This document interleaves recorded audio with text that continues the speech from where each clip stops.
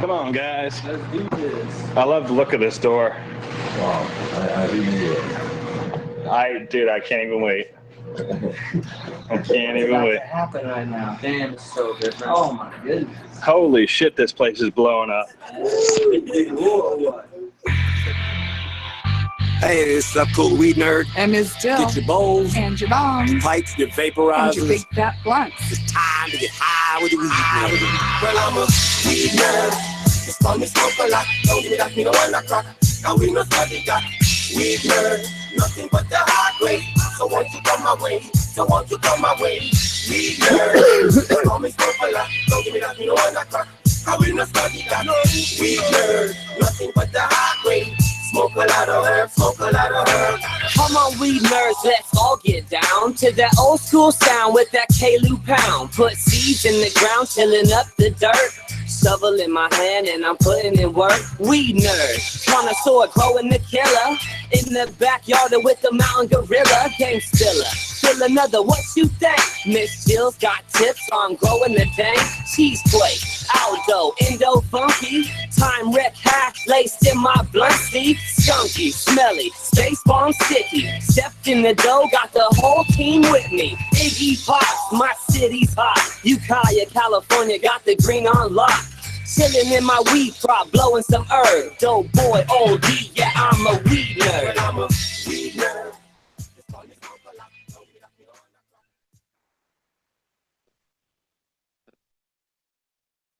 And I always start the show with my microphone off. Thank you guys for joining me and MzJill and the whole panel. We'll get to them in just a second. How are you doing tonight? I'm doing really good. How are you doing? Pretty good. Hot today, huh? Really hot. Holy shit. 101. Like working in an oven. Yeah, 101. It's awesome. 101 on 101. Color. And me too. I have a shirt off too today. It's funny, I was going to mention this before I forget. It's a stupid thing to mention. Last year when I was in Mendo Dope's garden, they had this gun that shot rock salt at flies. And I was like, it's whatever the fuck. So today, when I was in the garden, I started sweating. Yeah, the flies like will make you insane. They get right on your body where you cannot touch them, or when you have cow shit all over your hands or something like that. So yeah, I'm gonna get me a fly gun. So tonight we have on the panel, of course, the lovely MzJill, and I'm pretty excited. We have Mark back from Greengro. We're going to talk a little bit about soil. We're going to talk a lot about fucking soil tonight, guys. And also tonight we have Medically Fit. He brings a lot to the table tonight. Also going to talk about soil and a little bit of health, I believe. Couple of things I want to talk to you guys tonight about. A little bit of business before we get to the show. So something happened tonight, this week. Minnesota called me this week and he was pretty upset.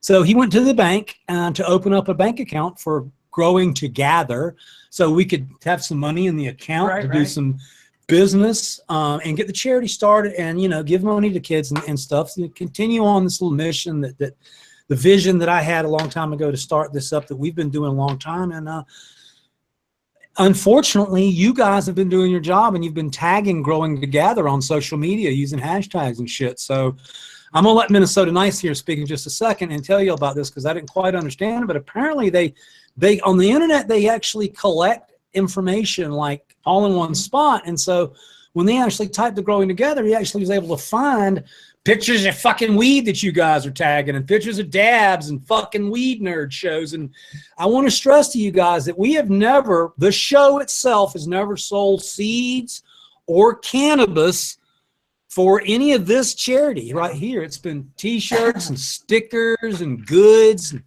grow lights and fertilizers and shit. So not only was Minnesota Nice upset and a little concerned because, you know, he doesn't live necessarily in a green place.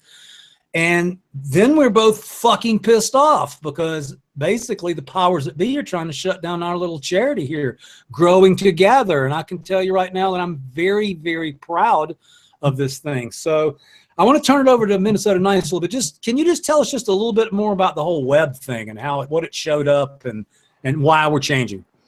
Yep. So when we went to the bank to set up our first bank account, walked in and they kind of want a little background information on what the new corporation is. What are you guys doing? You know, we'd let them know, hey, we're a charity. We are helping people within our community. We're collecting donations. We're auctioning those off. We're collecting solicited donations for fundraising and all the proceeds are going to charity. And so at this point, they're like, oh, okay, well, we need a little bit more information. So they pull up a Google search, real basic information. And the only thing that came up on their page was Growing Together, and then a whole array of posts that stemmed from the hashtag Growing Together.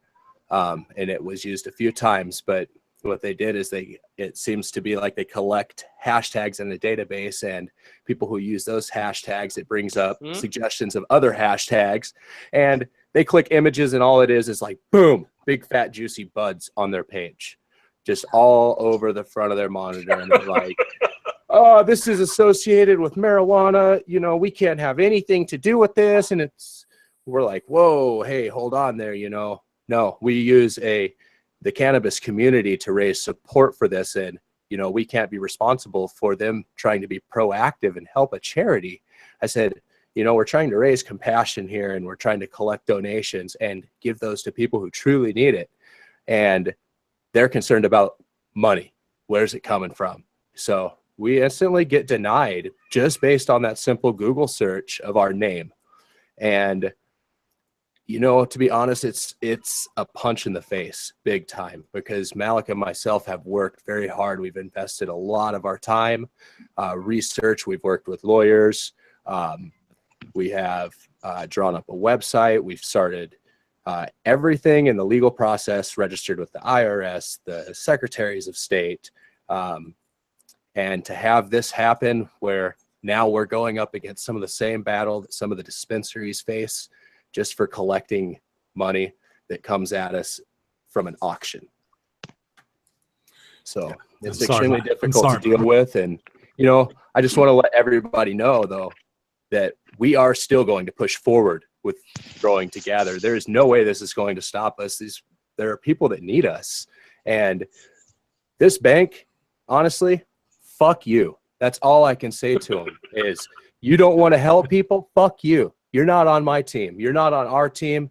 We don't want any part of your business either. So, you know, sorry that had to come out there. No, amen, brother. That's what I wanted. That's what the fuck I wanted to hear. So anyway, you think I picked the right guy to lead this fucking charity or what? Right. You can hear his heart in his chest. So we will be, they will be working behind the scenes. We'll be doing some stuff, and they'll be doing an entity so we can get our money and everything. But Growing Together is not going to slow down. We're going to be working on the website. So if you guys want to donate to Growing Together, go to the website and do so. Links will be up there and everything. We're also going to have a place, get into a little bit of business. So we are redoing, thanks to MzJill, we're going to be redoing the T-shirt quilt project, a really, really good project. Steve won the first one, OG Steve, and he's actually going to, I just got to get in touch with him. He wants to donate it back so it can be resold. That's fucking cool. So if you have a T-shirt and you want it to be featured on a TGA charity quilt, get in touch with us through the growingtogather.org website. Get in touch with Malik or Minnesota Nice and send your shirts in. And I'll go ahead and tell you, don't send any crude shit. We're not going to put crude shit on a charity shirt.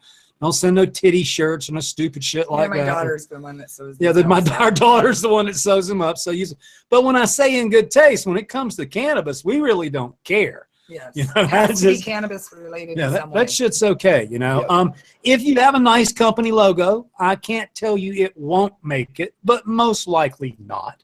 A lot of the shirts that came in have meaning to us. Like Minnesota Nice sent in a shirt. It would probably make its way to a quilt. It's just the way things work. I can see Fada and Ruby getting their way onto a quilt or something like that. But the quilt project's cool, right? Because you donate shirts, and our daughter sews them together, then we auction them off, and we raise money. We're going to use that as the first set of donations for the website. So it's going to be great. As soon as the bank account and everything is rolling, that's going to be the first money that goes into it and goes distributed to the patients that really need it. So Awesome. Well, I've got some more business to do, but I am not Dago, and I hop around the show like a fucking spastic bunny on crack. So I have failed to introduce my guest tonight. So why don't we get started with that? And we're just going to go down the line. We got Badger hanging out with us tonight, and the reason Badger's on the show tonight, once he mutes his mic, is I just want to talk to him. Period. I just want to talk to him a little bit about the garden he's got going. Hey, brother, how you doing tonight? Hey, what's going on, guys? Pretty good, man. I will get with you in just a minute. I want to go over the outdoor garden and everything, okay? Cool. Awesome. Thank you, my friend. Next on the show, we have... Kill your mic, dude. There you go. Next on the show, we have Ian. Kill your mic. Thank you. Next, we have Ian. I'm sorry, Ian. Medically fit, from what I understand. I have not followed you, but just a little while today. But a man knows a good bit about soil and also a little bit about fitness. Tell us a little bit about yourself. Well, I moved out to Las Vegas about 5-6 years ago and started a personal training business and a nonprofit. Since then, I've moved to Colorado, where I've been growing still medically for 5-6 years now, and learned a lot in that time period with a lot of research on soil biology and how it applies to fitness with the CB1, CB2 receptors.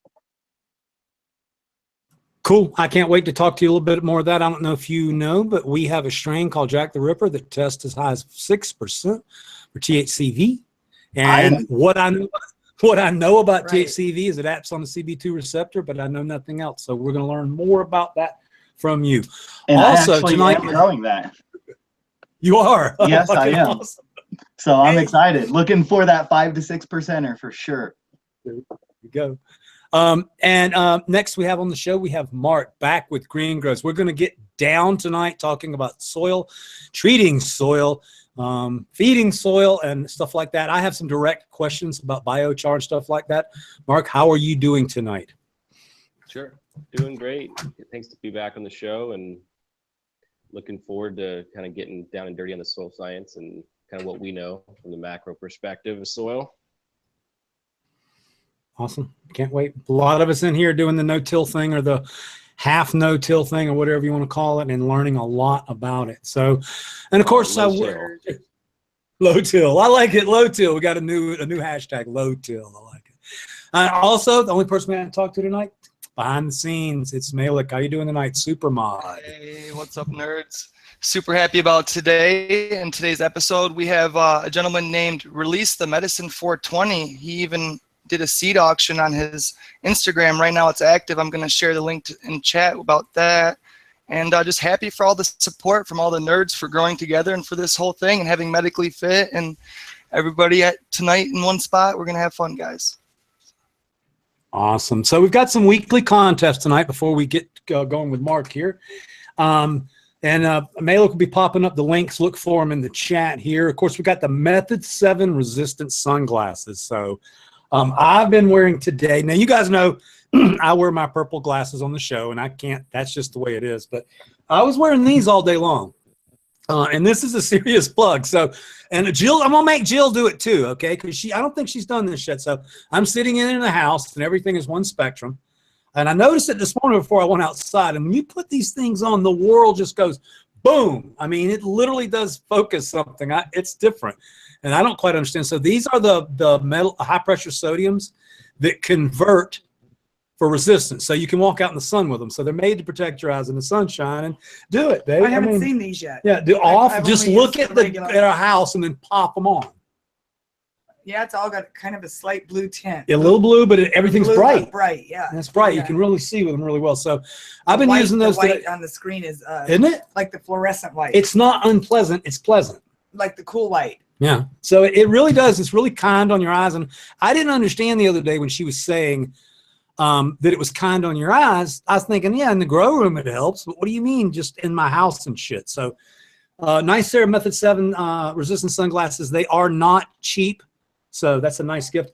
Also tonight, Greengro has put up some gear. What is in the package tonight, Malik? We have one of each of their products: the Earth Shine, the Base Vegetation, the Bloom Base. The Earth Shine is the biochar. Yep, we have the Earthshine Biochar, the Nature's Pride Veg and Bloom, the 2-pound mycorrhiza. All the mycorrhizae with humic acid and other beneficial stuff in there as well. So yeah, products are rocking. I'm using them out in my garden, and it's popping. Absolutely. So get in on that contest. This stuff is not inexpensive, and you use a good bit of it. So that is an incredible deal. We also have a couple of other things up here for tonight. The American one, he is responsible for those cannabis trading cards that we've been sending out with gifts for the TGA gift packs when I do the little online things through Super Chat. And he has got a Sensimilia book. Malik will show it right there on the screen. Beautiful. He has provided some book. 77, I believe, this one. Or Sub has one too.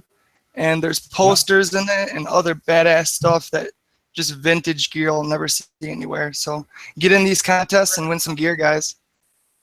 Yeah. So this is also the Great Book of Cannabis by Lawrence Chernak. I have to tell you, this is not easy to give away because it's badass too. So make sure you guys get in on the contest there. Oh man, beautiful stuff. Shout out to the American one. Beautiful. And then the last, just a little one away. It's pretty kind of cool. You've seen these before. I've given a couple of them out. I'm kind of stingy with them because they're so freaking cool. This is a 1977 classic poster, and this is my favorite shot. If you can see it right here, this is what pot looked like when I was smoking. This is good. This is Colombian gold, so you can see the seeds and the husk. Man. It looks horrible for weed, but the picture, I mean, the poster itself is badass. But that weed, it's So yes, there's even the Hawaiian looks like the Hawaiian is the best looking weed in the poster, and it's skeptical. So anyway, thanks for you guys putting up for all the business, all the BS with the banks. Please support Growing Together. We're going to get right down here with Mark from Greengro. So Mark, how does Greengro work with the soil food web to feed the plant? Yeah, for sure. So we start with mycorrhiza, beneficial bacteria, humic acid. That's kind of like the core of our products. That's our probiotic blend, as we want to call it here. But there are mycorrhiza products. So you have our king of mycorrhiza, granular and ultrafine. So those ones have bacteria. They have 4 different types of endomycorrhizae. They have humic acid and seaweed. And so what those really do is they really help supercharge your root system so that your roots can help digest food easier, find water easier, and overall keep them white and healthy and growing nice. So that's like the easy way to describe kind of what we're looking at. Overall, we're also trying to include things like biochar and worm castings and enzymes, right? Because that's going to all help to improve overall soil health. When you have a really healthy soil, as you know from backyard gardening, worms will magically appear. So worms are attracted to carbon and to a very healthy living soil food web. I got you. If I ask stupid questions, just bear with me. I've learned enough about feeding soil to get into trouble. So humic acid, you guys keep talking about humic acid. And obviously a big part of what's going on here. So like, I'm a little confused. So like worms juice, somebody was talking about the other day, does that form humic acid, or am I completely in another realm? Well, what creates humic acid that most people in the industry use, it's like fossilized plant juice, right? So you find it in deposits that over time, heat and pressure has compacted plant matter into humic acid. That's typically what we talk about when we're using humic acid. And so it's like, it's all of the creme de la creme of plants that has been preserved over time by heat and pressure. And it helps make things more available, nutrients more available. It attracts beneficial biology. When you're talking about stuff that's done recently, like not very old, like humus. So humus is going to be like decomposing like woody and plant material, recently decomposed humus. Like people talk about wood humus being in soil, and usually it's like there's certain types of fungus that break down wood fiber and turn it, and what they spit out is the humus of the wood, or what we call humus. Does that look somewhat mushroom like, the humus? I mean, it can be spongy for sure.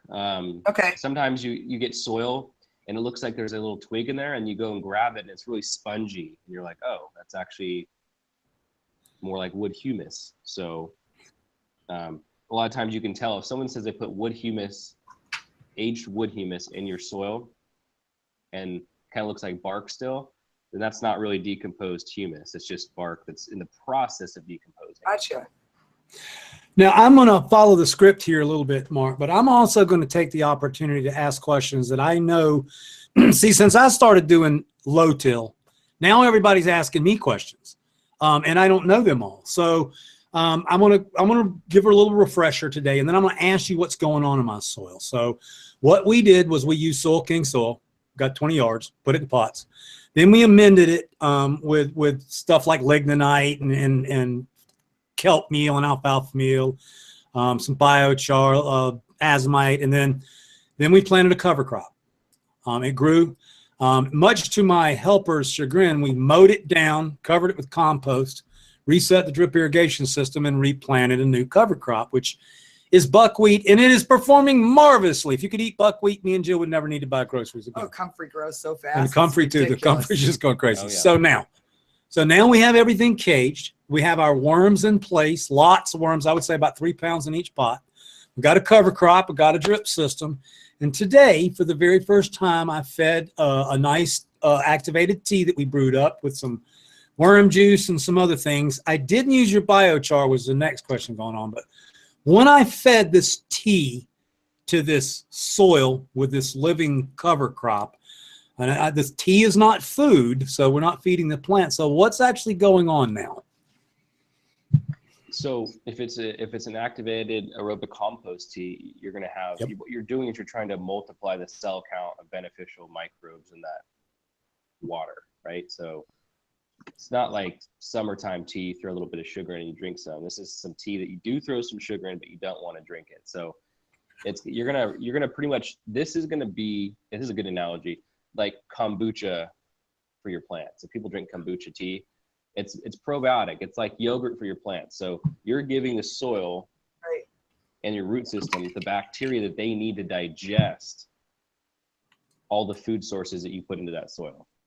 Because the common misconception is that the roots do all the, and really it's just like in our stomach. We eat a bunch of food, but we don't do most of the digestion. The microbes do in our gut. So what you're doing is you're taking soil-based microorganisms, you're concentrating them, and you're putting them in the soil, because we've at one point tilled this soil, right? It's not native soil. It's been there for 10,000 years. That's formed layers of microorganisms. So we need to put those microorganisms back in this potted soil, because when we get it, it's been up-tilled, and so the soil microbes haven't formed.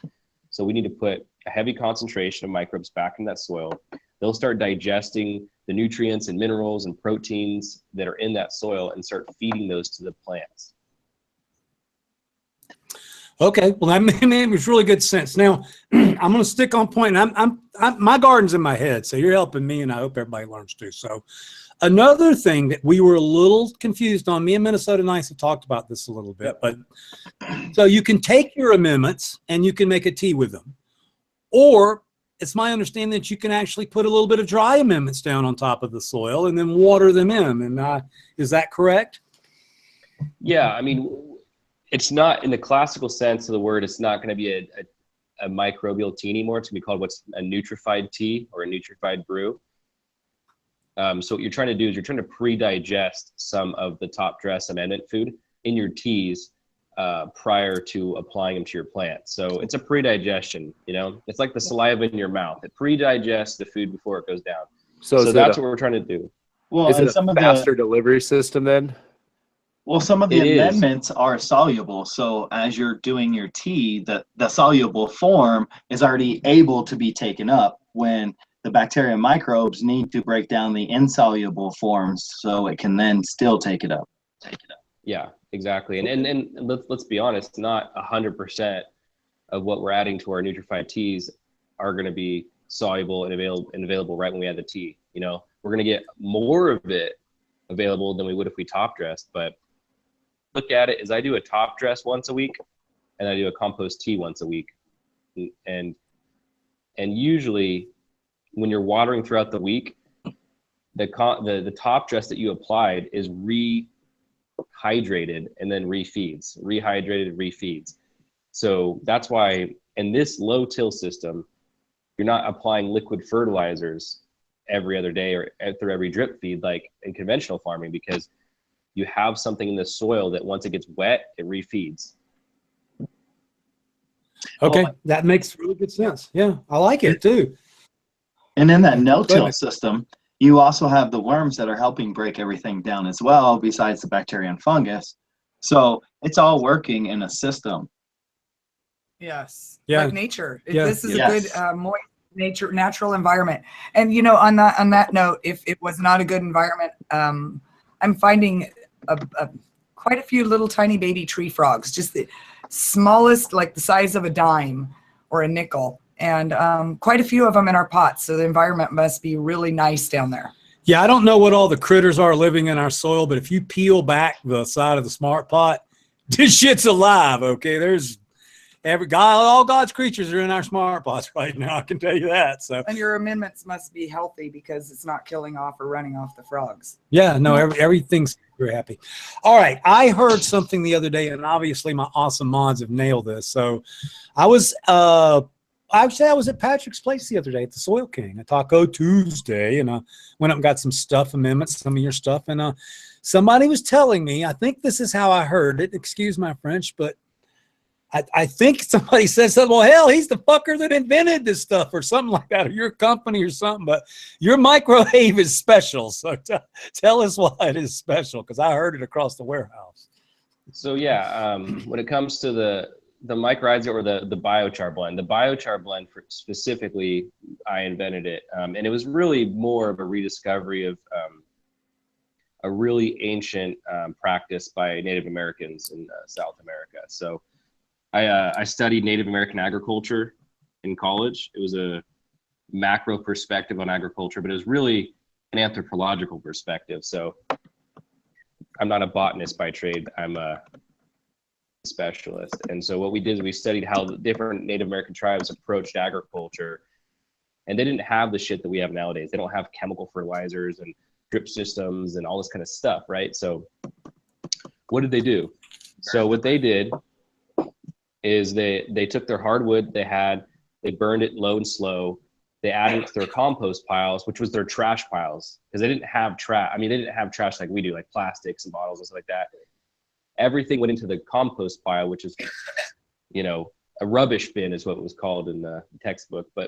And you'd amend in, or you'd mix in the ground up burnt, you know, hardwood, or you'd bury that in the ground with the compost pile. Those regions, they had crops like soybean and, you know, maize and a few different other types that, you know, peppers and things like that. And so what we did is we didn't want to pull that. Basically what we did is we found the soil down there that was the richest soil on the planet. Like, it was the highest quality carbon rich soil on the planet. And they haven't made the soil like that for 500 years. So we were looking at ourselves, scratching our heads going, what happened here? Something happened significantly that we'd never been able to reproduce through our modern technology. So I started looking at it and what was causing these changes. And we noticed that, you know, it had biochar in it, you know, hardwood biochar. It had really good mineralization of soil. It had broken down soy enzymes. It had worm castings, because there's tons of worms in there, tons of biology, tons of mycorrhizae. So we thought about it. We're like, how do we reproduce this without digging up the earth here in South America and raping the natural resources? So we came up with the Earthshine product by combining the best of what we could put together to replicate a concentrate of the soil that we found there. So the Earthshine is a soil concentrate, basically. It's not soil at all. It just replicate those conditions. So what we do is we take hardwood biochar, we add worm castings, soybean meal, amino acids, glacial rock, and humic acid, and them with staphylococcus bacteria and compost tea. And then we let it bioferment, and then we blend it in a certain way, and then we package it. And that's why amazing. No one else in the no one else in the United States yet has this down, because I mean it's a labor of love. We had to figure out an ancient thing. Modern. The burning is amazing. The natives in the Shampooey area did it as well. Shampooey, Oregon area. They use the burning to for the health of their crops every year. And as you know, forest fires, it helps rejuvenate everything. It feeds everything. Great fertilizer. So it's great that you've put this in a bag for us. And I know enough to get me in trouble. I read something one time. You may have even referenced this, but Terra Preta. Yeah. Terra Preta. It's right. That's what it is. That's what you guys are trying to recreate. Am I wrong? The soil type. So that's kind of what the natives and modern soil biologists are talking about. It's Terra Preta, which is kind of what's down there, what was discovered, and something that really been replicated in terms of being able to create agricultural land that way. So it's pretty phenomenal what we think we know nowadays, and then we get schooled all the time by our ancestors. And before I get to the next one, so I have biochar down. I got 25 pounds of biochar down, and I haven't really applied it yet. We didn't use it as an amendment because I hadn't asked enough questions yet. So at this point in my garden, how would I go about implementing that into what I'm doing now? Just a top dress? Was this a pure biochar or is this ours? It's yours. It's yours. It's the oh, it's mine. Oh, okay. Big black bag with lime. Sure. So what I would say right now, since we're already in this low till system, I would be adding it to your compost tea, and then doing light top dress once every 2 to 3 weeks. So you don't need to do too much. Toss it in the bag, right? Toss it in my tea bag. Yeah, just toss it in the bag, and then. And I don't brew my teas for longer than 12 hours, just so everyone knows. So I would say if you're going to do this, make sure you throw it in the bag. In a 5-gallon bucket of tea, you do about 1 heaping tablespoon, right? Maybe a little bit less. And so if you went to 55 gallons of tea, it'd probably be closer to like a cup and a half.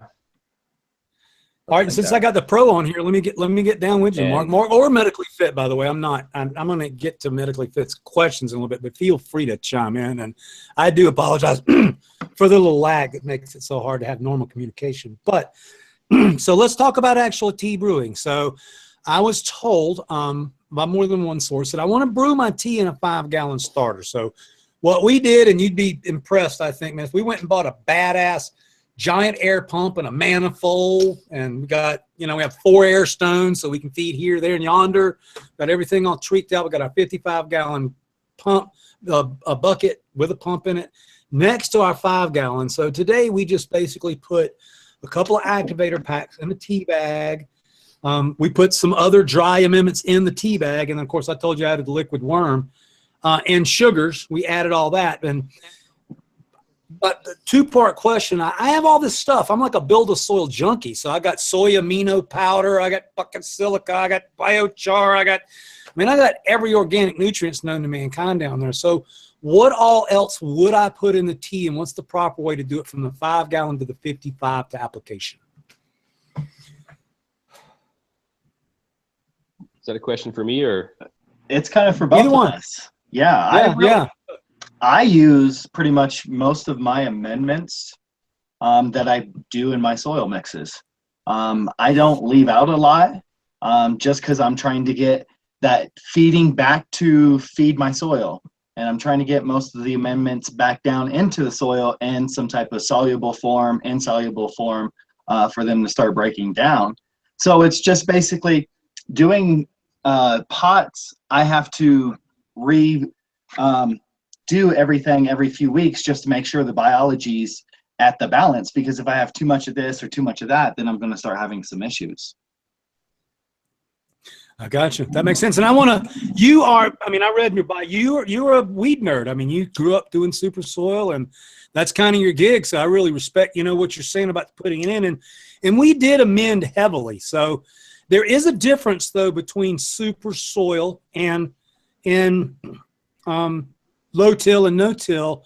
I know one thing, perlite, a lot of the no-till guys aren't really down with the perlite because it becomes concrete down the road and everything. But, what we did this, you already mentioned it, we, instead of making super soil, because I've never made 20 yards of fucking super soil, we used Patrick's Soil King, which is, his big roots is, it's not super soil, but I think it's very I think it's like 60, 65, 70% super soil. We're scared to make super soil with Pat's base because it'll be too hot. But now we're converting because we have all these amendments and stuff on there. I use it as my base soil for my veg plants. For your veg plants. And I use ProMix as my base. And it works. So you do all the way I did it. Use ProMix and use my base recipe plus everything you've learned, I assume. Correct. Okay. We got you. Okay. I do want to start adding biochar. I would like to start adding that biochar to the super soil. Is that a good idea? And in what quantity would I add it in? The quantities that we generally nine bag recipe. Yeah. So I mean, with our Earthshine, the fermented biochar, I mean, there's a few times when I add it. I mean, I add it at the end of the season to help break down and eat and dissolve all the old roots in the soil. And what I would do is 5 to maybe 7 pounds per yard. You don't want to go too heavy. I mean, people think that. With a lot of other biochar companies, it's like, hey, add 20 pounds per yard. Do that. I think maybe 7 pounds per yard is about as big as you want to get. Okay, so it sounds like 5 pounds to the base super soil recipe. So I'm digging it, and if you didn't hear, that just got fucking added. Bam. Now let me ask you too, what is the risk of putting too much? Are you going to burn your plants? What are you going to give them too much of, or is it just going to be a waste? Look out. Is it going to cause it's pure biochar? Whatever you would recommend adding. What are the risks? Well, so if you add too much biochar, it's going to sequester nitrogen. So then that could cause you to overfeed your plants. Okay. Because, but our stuff is formulated so that it's going to be a little more protective, so it won't burn your plants. Natural ammonia to it because of the breakdown of the saprophytic bacteria and what it releases. So that's going to have a little bit of an end factor to you. And that's the thing about biochar is it actually helps with that carbon nitrogen cycling. And a lot of people don't understand that about when you're adding it to it, it's going to help create a little bit more nitrogen to your soil. And so just be careful. Got it. And I love the whole idea. So the next thing I see a lot of buckets of Nature's Pride heading out at Patrick's shop up there. In fact, great story. Sidestep. So where I live, we're trying to get past regulations for 2018 under MRSA.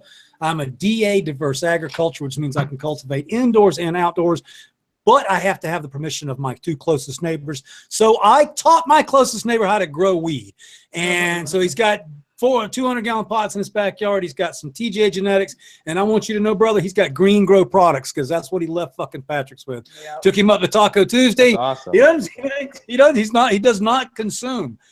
I'm strictly teaching him. It's funny when he started to buy the pots and he started to buy that big container of yours.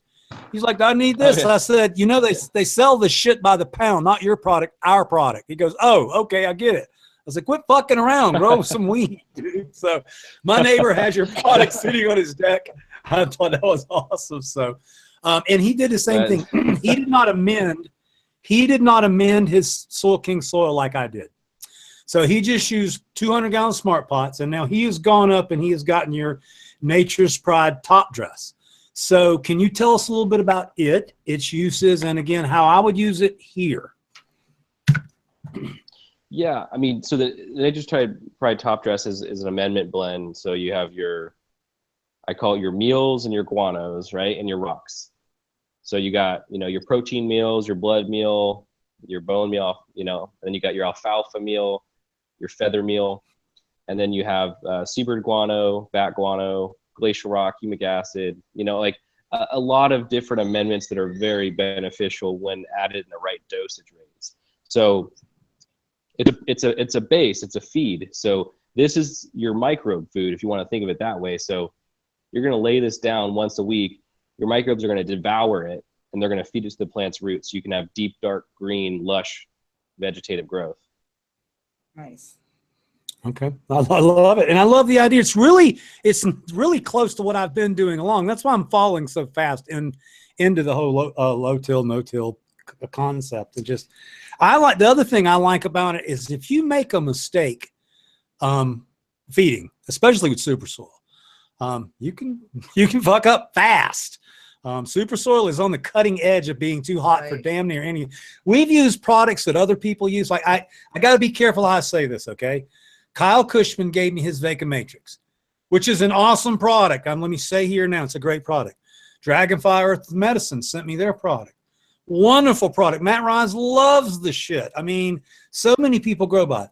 Super soil is so hot. If you use something like Vega Matrix or Dragonfly Earth Medicine on it, you're probably going to fry your plants. Yeah. And so you don't really need to use anything, just top. Not dress. really. So that's why I really indoor. am loving this whole concept. So Well, the thing that I've kind of learned about super soil, it's just like compost breaking down because of the biology in the soil breaking everything down. So it's just like it's a compost, and it can get too hot if you're not paying attention. I let mine sit about 12 weeks if I can. Yeah. I don't like to cut it short at 6 or 8 weeks. This means nothing, but the only time we were learning about super soil in the old days when I used to, like, I thought I was Bill Nye or some shit. We did a sludge test, and it was 1,900 parts per million. Now that's a sludge test means you have other shit in the water, so it's not an exact test, but let's put it this way. We used to grow vegetables and use super soil and tomatoes. Yeah. Everything else fucking huge, but they don't want to turn red. Yeah, it's super soil is something else. Non-stop tomatoes. It's for cannabis kind of only. So, Mark, if we were going to apply both the tea and the top dress with the Nature's Pride, you know, how long will we wait in between the two? And does it matter if we do the tea or the top dress first? How do we use them in conjunction? I mean, I always like to start my week off with my top dress. Just get it out of the way, you know? So you get out there and you do your top dress on like a Monday or a Tuesday. And then I wouldn't do my compost tea until about a Friday.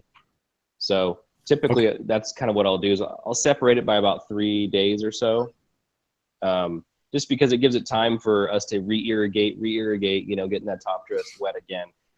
And then we make sure that we water on the compost tea day.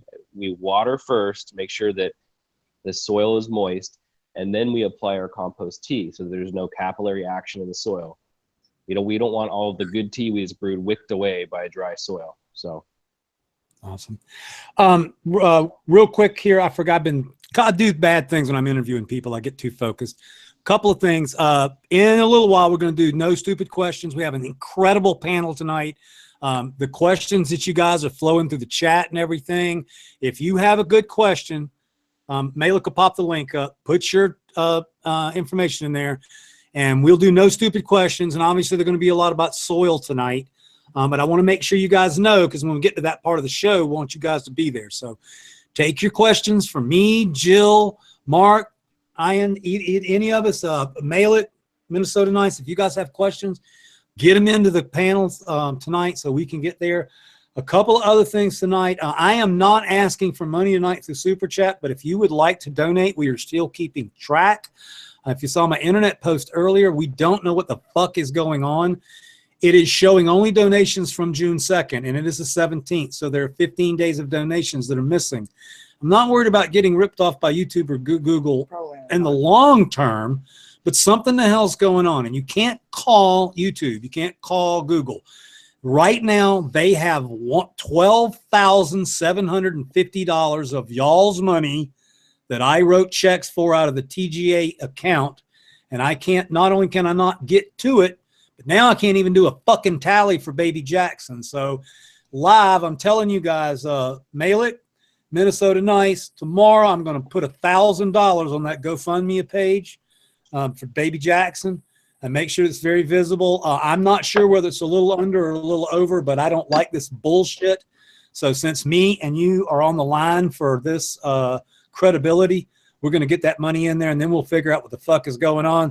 Long story short, go to the Going to Gather website, make donations. You can make donations to the PayPal account. You can send stuff to us. You can contact Malik or Minnesota Nice and ask them about donating products. Growing Together is not stopped. We're just not hitting that stupid $ there anymore because it's not working for us. I know Fada Mike is in the channel right now.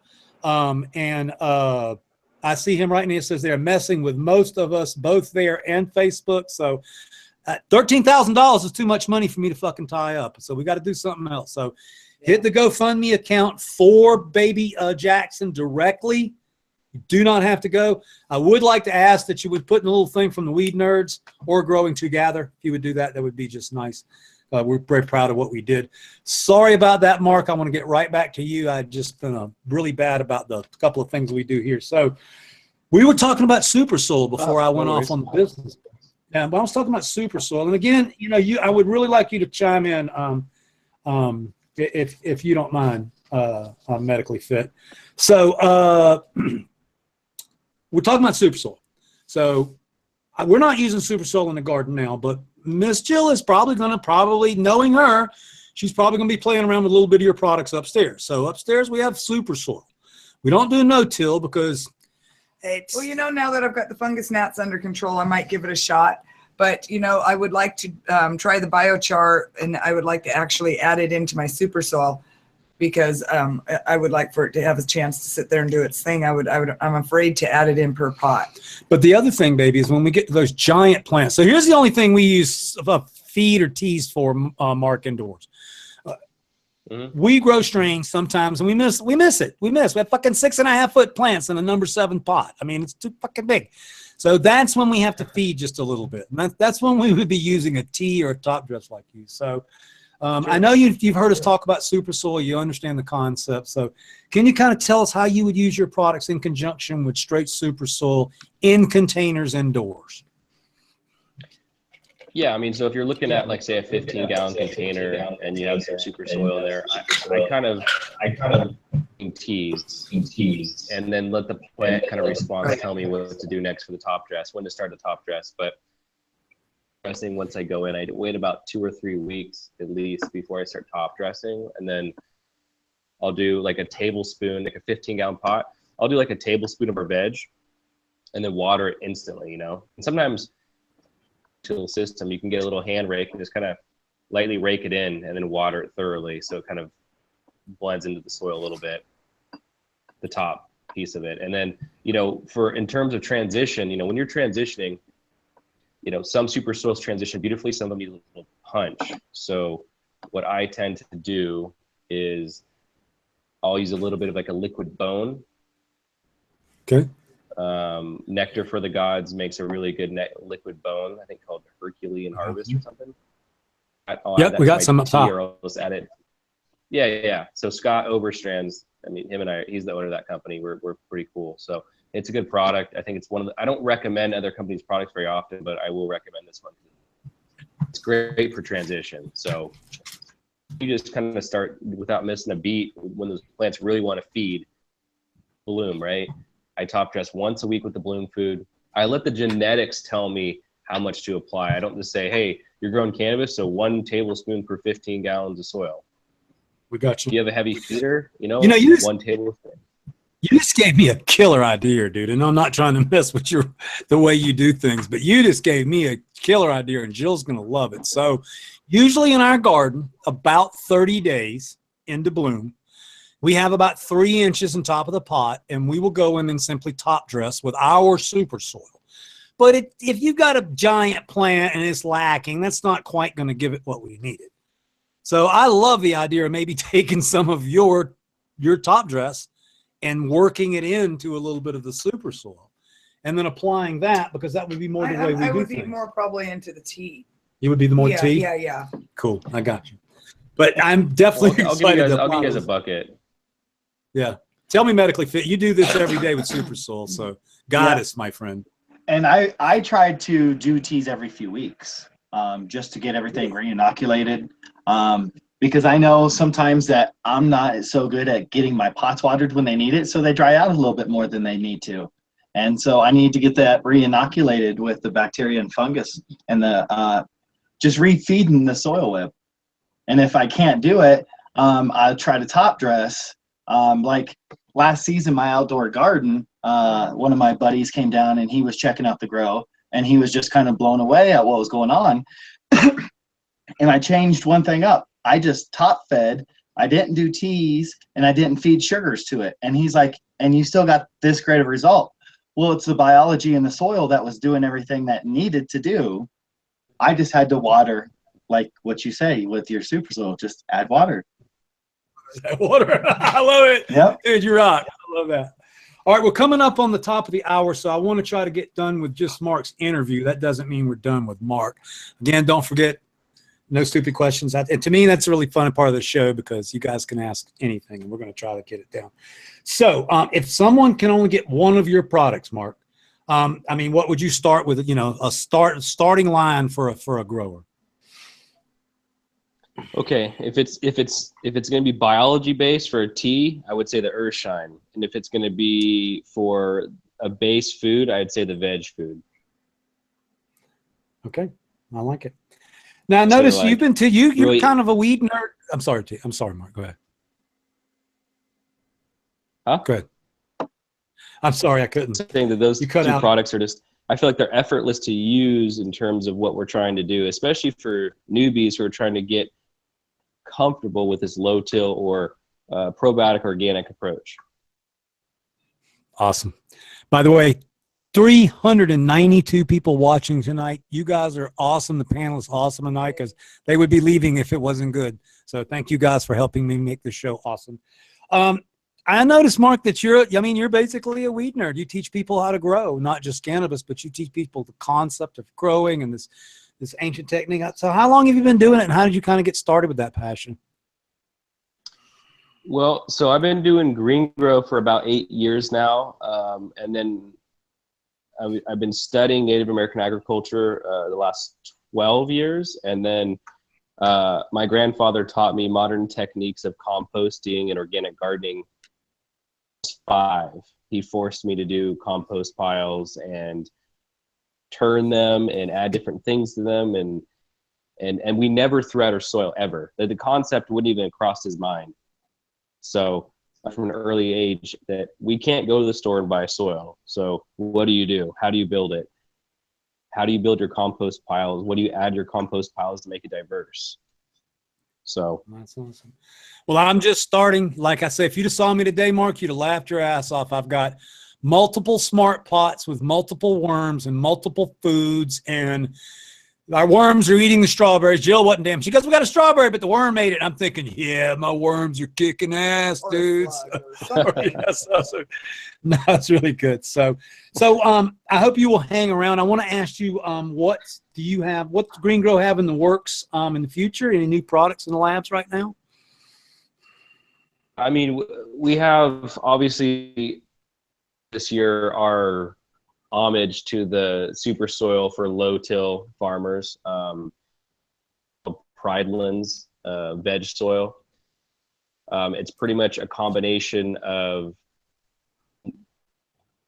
what I would consider the best friend to a no-till farmer, because we don't apply all of the things that every soil has in it. We just do cocoa peat, lava, a little bit of perlite, and we do the veg food, the biochar, the mycorrhizae, the worm castings, and the sponge humus. So everything else you're responsible for, right? So if you want to use some nice aged manure, if you want to use some nice compost, pull it from your farm.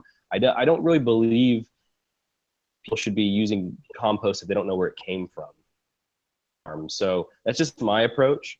I also don't believe in putting chicken manure in your soil unless they came from chickens that were local to you.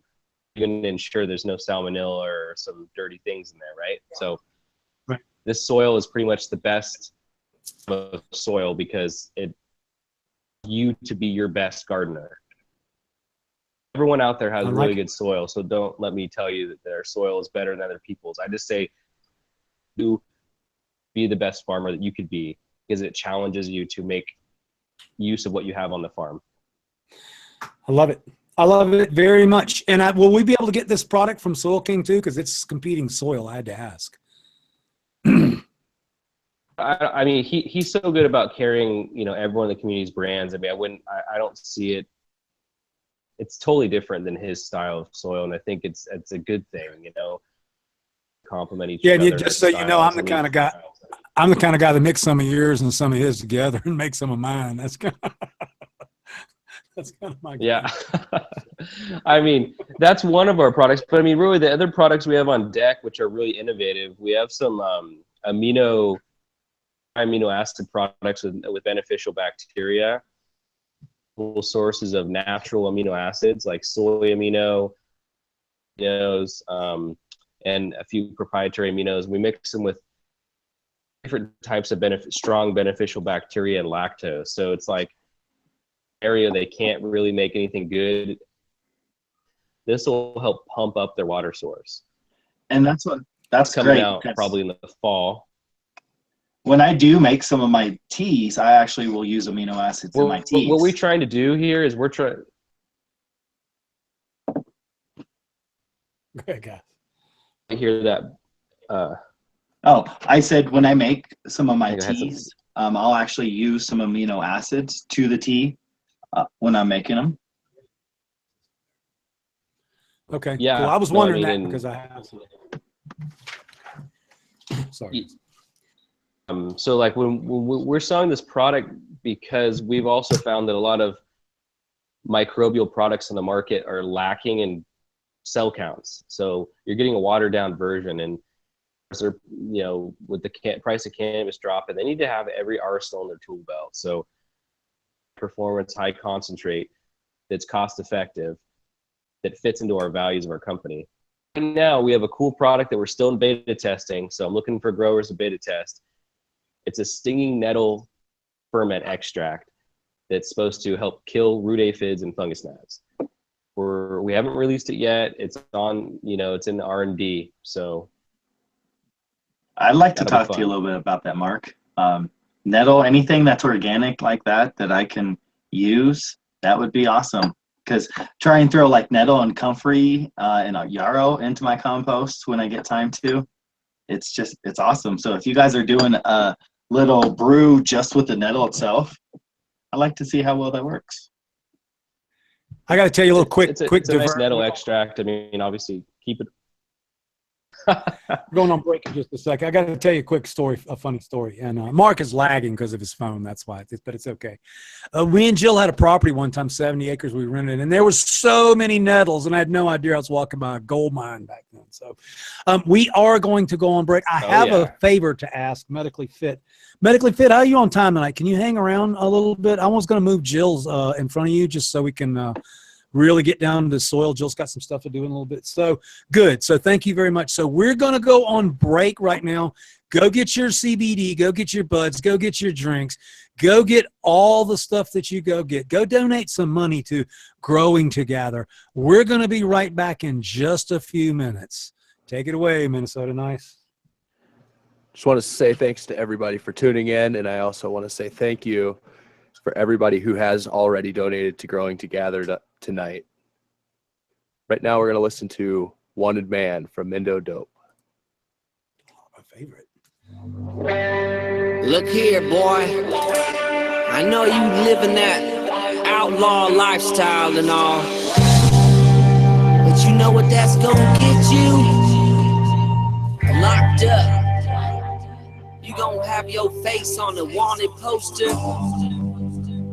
You gonna be cuffed up in chains behind bars. You don't wanna do that, boy. You gonna be a wanted man.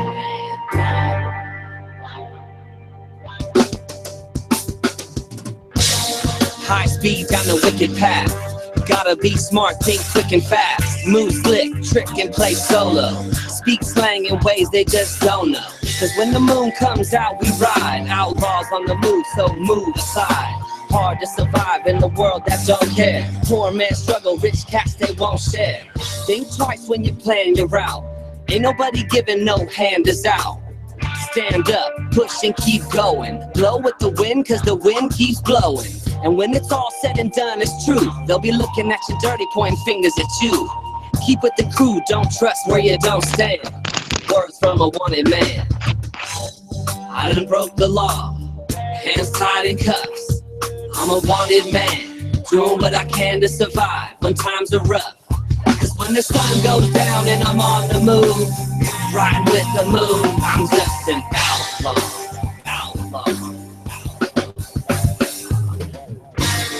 Back roads in the mountain city, my partner in crime stays riding with me. Shortcuts in the hills, I know these. Getaway driver, shake the police. Cause if you get caught slipping and you take a fall, do the time like a man, never let them get us all. One phone call turns the light green. Rules of an outlaw, untold, unseen. Street justice, no peace. Gotta keep an eye open so he don't sleep. Steady tripping on my mind. Smoking backwood blunt, sipping jars of moonshine. Noontime comes and they ready to draw down. Kicking up too much dust of this small town. Gather round the system, it was all a scam. Labeled criminal, words from a wanted man. I done broke the law, hands tied in cuffs. I'm a wanted man, doing what I can to survive when times are rough. Cause when the sun goes down and I'm on the move, riding with the moon, I'm just an outlaw.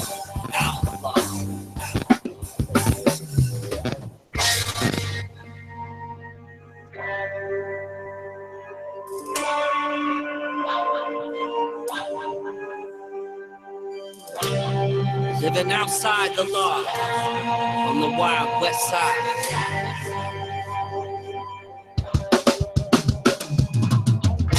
Full moon moving with the pack.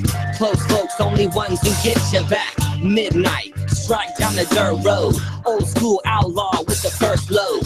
Under street lights, crimes are violent. And even with a witness, the voice is silent. Some tried and the lifestyle hooked them. Became a lawbreaker and the police booked them. He's a wanted man, price on his head. Rewards for this criminal, but he's living invisible. And I'ma tell you what he said. If I could turn back time, not commit the crimes, I would do it. He told me so I never have to go through it. And as I looked up, he was gone again. Words from a wanted man. I done broke the law, hands tied in cuffs.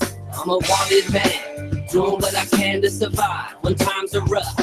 Cause when the sun goes down and I'm on the move, right with the moon, I'm just an outlaw.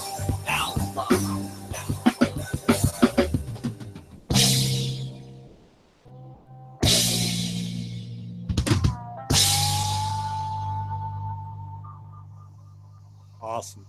Little Mendo Dope on the show tonight. We love the boys. The boys will be on the show all the time, but you know, they travel, they work, they got a lot of damn plants in the ground right now. So we're going to get to one of the most talented growers that I know, but real quick to business. Make sure you know about the contest tonight. Of course, we have the Method 7 resistant sunglasses. Make sure you get on that. We have the Greengro gear, full line of their amazing products. The American was donated a Sinsemilla book, the 1977 cannabis poster, and also the Great Book of Cannabis by Lawrence Charnock. You can find the links in the chat. 247 people in the chat tonight. After the break, phenomenal numbers, phenomenal show tonight, in my opinion. Lots of information going down.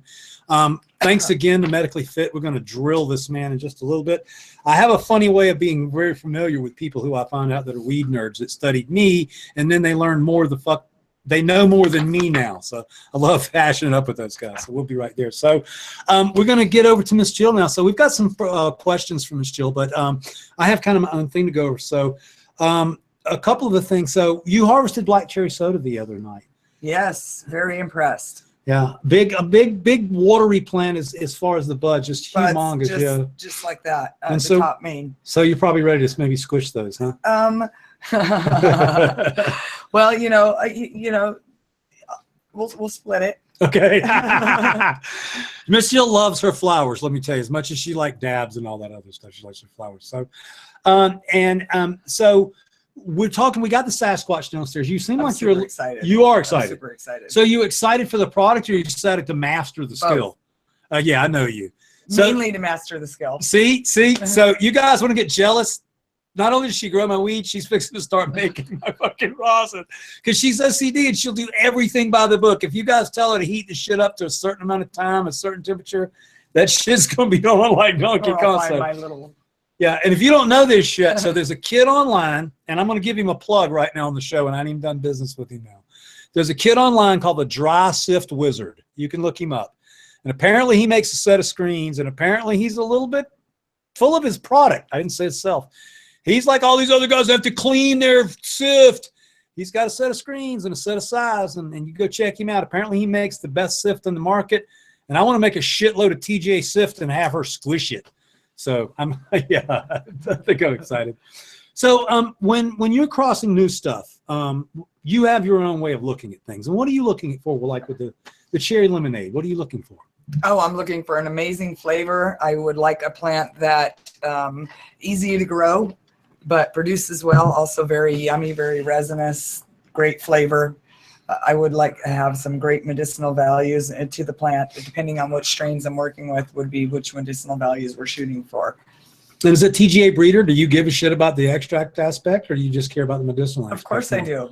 Okay. Because, you know, the better extracts, it makes the more oily the plant, then you know, the more terpenes and such it has, more flavor, more smell. Awesome. Now, one thing Jill tells me, I'm fixing to put her on the spot. She tells me she doesn't always have a lot of content. And the next question is actually about your fucking Chernobyl. So you've got 6 Chernobyls up there that the whole world, 5 that the world doesn't even know about yet. So why don't you tell them about your new girls? Well, I started these ladies on the 2nd of February, and I have 5 of them. One of them super, super tall. And then I have above the hood tall. Oh yes, like she's too fucking tall. She's probably about 7 foot, I guess. Yeah. So anyways, and then I have 2 that are about the same size as each other. One of them is just amazing, super thick leaves, and they just really all of my Chernobyls point straight up. And then I have 2 that are a little bit younger, so I'm not really sure about those 2 yet. Okay. But they do smell very heavy lemon at this point. Okay, good. And they're I mean, I'm there's getting some great color on this one with a lot of leaves. It is already turning? Oh, yeah. Because that was the next thing somebody asked me. They wanted to know if they were going to turn purple. Yeah, this one is. It's absolutely going to turn purple. It's not purple. It's more of a burgundy. Yeah, it's kind of a blackish dark. Like a burgundy, reddish. I just put one on my Instagram account. And it's definitely blood. It's a blood color. That's why it comes from the blood record. Okay, so here we go. So this question, you guys don't even know about what happened. And the mod's going to love this shit. Everybody's going to love this. So MzJill, so before MzJill got here, the Mammoth P people came on Dago's show, and everybody got Mammoth P, and everybody's using Mammoth P, and everybody's all fucking excited about Mammoth P. And Badger wasn't very consistent on it. I'm not busting him out, but he just wasn't consistent. The Badger's not consistent about certain things, and he wasn't. So when Jill got here, I was really fucking excited for her to use it because she is consistent about something. But the night that she's using it, well, it's okay. Well, here's the deal. I was going to use this product regularly. We had a discussion about this product. I was looking forward to use it. I asked all the questions I wanted to ask. The problem is when I was looking at the label, we have like red and green caps over our fluorescent lights in our common room. Yeah, purple and green. Sorry. And it's hard to kind of see. And, you know, so anyways, I read it as 7.5 mils, and it was actually 1.5 or 1.6, whatever it is. So I put 6 times the right amount in there twice, about 10 days apart. I was stressed the fuck out. And actually what appeared to have happened is the time wreck that had just gone into flower that were probably about 12 days in or so, 14 days in, man, they just took off, fucking shot up. So anyways, just so people know, I fucked up. I misread, and I'm pissed off about it because now I do not have any more Mammoth to test. But just so everyone knows, the plants are 100% perfectly fine. It did not hurt them. I think they are actually happy. I'm kind of hoping that there's some just residual sitting in the soil, and every time I water, they're getting a little bit of the effects of the product that I overused and wasted. And so anyways. So to wrap up, she used 6 to 8 times. We debate about 6 times more. 6 to 8 times more Mammoth P than you're supposed to fucking use twice. Exactly, 6 times and more. It didn't hurt. And we used a giant bottle, a 400 dose bottle of Mammoth P. So there's where the producers come in. In fact, let's get the Mammoth P guys back. Tell them the funny ass story. We didn't kill our plants. We want to continue the project. And so anyway, so next round, I have some very baby little veg time Rex and some purple Afghani as well as some locomotion. Okay. So I would put those in groups of 4 under per light. So my group of time rec, I'm going to take 2 with Mammoth P. I'm going to follow the directions. 2 without. Same with the purple Afghani and same with the locomotion. So I'll be able to get a good reference to how well the product works, because each quadrant will be treated 100% equal other than that. Now, the next question is kind of baited for me. It's kind of fun. So I mentioned when I started off, I wasn't placating MzJill when I said she is one of the best growers that I know, and I mean that for sure. So the next question is, what plants in the grow room? So show them your whiteboard. This is what MzJill grows by. This is what my whiteboard looks like, and as you can see on the top, it tells me it starts at the bottom for the oldest plants, but it tells me when they were put into flower and when they turned 60 days, just as a reference. So I know approximately, some go more, some go less. Here I've got my seed plants. They went in at different times, so I have that written down on both of them. I have all of my mom's listed in alphabetical order, as well as the dad's. The next breeding room project also listed. But like you said, I'm OCD, so I know exactly where every plant in the room is, as well as in veg, because my mom's are also kept in alphabetical order. And it's funny to go from the way, because I've been growing so long, almost 35 years now, that I take so many things for granted, and I learned stuff from Jill, from watching Jill. And you know, I still continue to try to teach Jill stuff up in the grow room. Not that she doesn't know, just that I've been around so many different types of growing. I try to pass it on to her. But she knows everything. She knows the pH of this. She knows the temperature of that. She knows more shit than I will ever know about a grow room, and it's refreshing to see that and learn that. So now we want to talk about the fungus gnats. So done. Goodbye. Goodbye. Fuck yeah. We've been about 6 weeks now, and I would say we have probably about 5% of what we had before, if not less. That is in all 3 rooms: the breeding room, the veg room, and the flower room. And it's not some magic product. It wasn't the Nat Mix, because you fucking hate the Nat Mix. Fucking hate the Nat Mix. It does not work. It does not help. You're losing that much space for soil at the bottom and for that much space of soil at the top. Plus, they make a mess. Which you don't like mess. I hate mess. So she just quit overwatering, and the gnats are leaving. They're not gone, but they're leaving. Like they're not 3 to 5%. They're not crawling all over the fucking hoods. They're not crawling all over the walls. So anymore. the way I combated the fungus gnats is I use the hypostasis mites. I put those in the soil, and those go and eat the larvae. And then I also use the sticky traps. I keep when I first took over this garden, I was changing them about every 3 days, every time I watered. I like to get my plants on basically an every 3-day cycle. Badger is still here. He just does not run the garden. He does lots of other hard work. She means on there. Oh. Badger doesn't have a great audio connection, so he didn't stay in. We're trying to make sure the show has great audio now. Yeah. Well, we talked about it a little bit earlier, but your strawberries are blooming. Absolutely, and I do actually have strawberries on the plant, but it was a gorgeous strawberry, so pretty and juicy, but it had some little holes in it. Those 3 pounds of worms I put in are not fucking around. Maybe the little froggies even eat it. I don't know. No telling. All right, we were talking about this morning. I can't keep track of it, so I have so much going on in the everything else world. So what are we doing next in the breeding room? In the breeding room, I will be making time rec. I've got 3 blood rec vegging right now. They're just still little babies because, you know, we have a full room right now. But they're vegging, and they will be crossed with our Vortex male. And they will be. And that's the male that's selected from 1,000 Vortex seeds. Yeah. And they will be making time rec. I'm making a lot of time rec because we don't want to run out again. And this will be permanently back in stock. And I'm also making some Kaboom. So we're getting kind of low on that. That's an awesome strain that a lot of people do not give enough. And we may play with a couple of other things. Yeah. We hesitate to make too many Vortex crosses because Vortex and Space Queen are closely related. Everything already has Space Queen in it, and Vortex is Space Queen cross. So now it's not on here, but last but not least, I got to quickly ask you. So, are you excited for me to get up there and put those timber lights in? I am. I'm excited for that change in the breeding room because it's a small room and it's kind of packed. So the plants, because I don't have any light coming from other lights, they kind of have to be really under that light, and it's tight. So yeah, I definitely need more. So we've got 2 4-footers with 4 cobs, and we've got 2 2-footers with 3 cobs. So We just got to find studs. I'm a shitty stud finder. I'll get up there and get those things hung. This week, I think Miss Jill has actually agreed, instead of waiting, I'm going to shove everything to the left and hang a light, shove everything to the right and hang a light. So I'm really pumped about getting those in there. Yeah, so we're going to get those in and get that going. So, and I love to ask you, last but not least, Locomotion's what, 63 today? 63, 64 days, your quad? Yes. So we're going to take it like a 67 or 68. Oh, on the 14th, it's 60 days. What is the date today? So yeah, 7th. it's about 63. 63. So yeah, her and her chart. I don't even write damn harvest dates down. So we'll be pulling down that quad of Locomotion. And the only reason I mention it, I want you guys to pay attention because Cherry Soda Cross Vortex. Yeah, possible. Oh, by the way, we do have Blood Wreck loaded by Space Queen in the breeding room as a tester. Don't have a name for it. We're taking names on it. Blood Queen, whatever, something like that.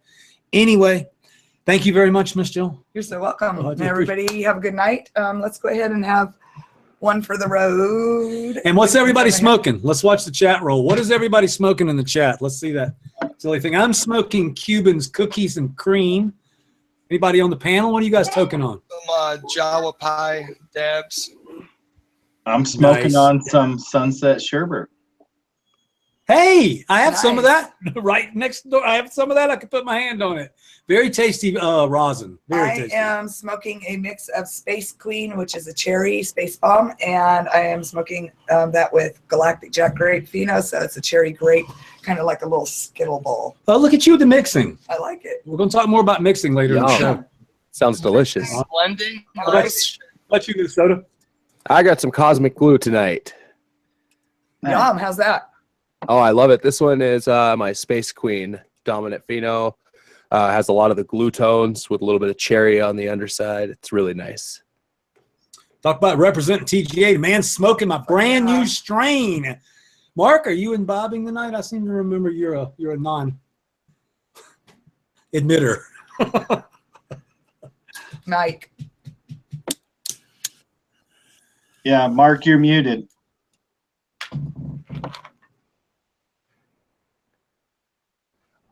I will say, though, for anyone wondering about the Cosmic Glue, that all phenos are badass.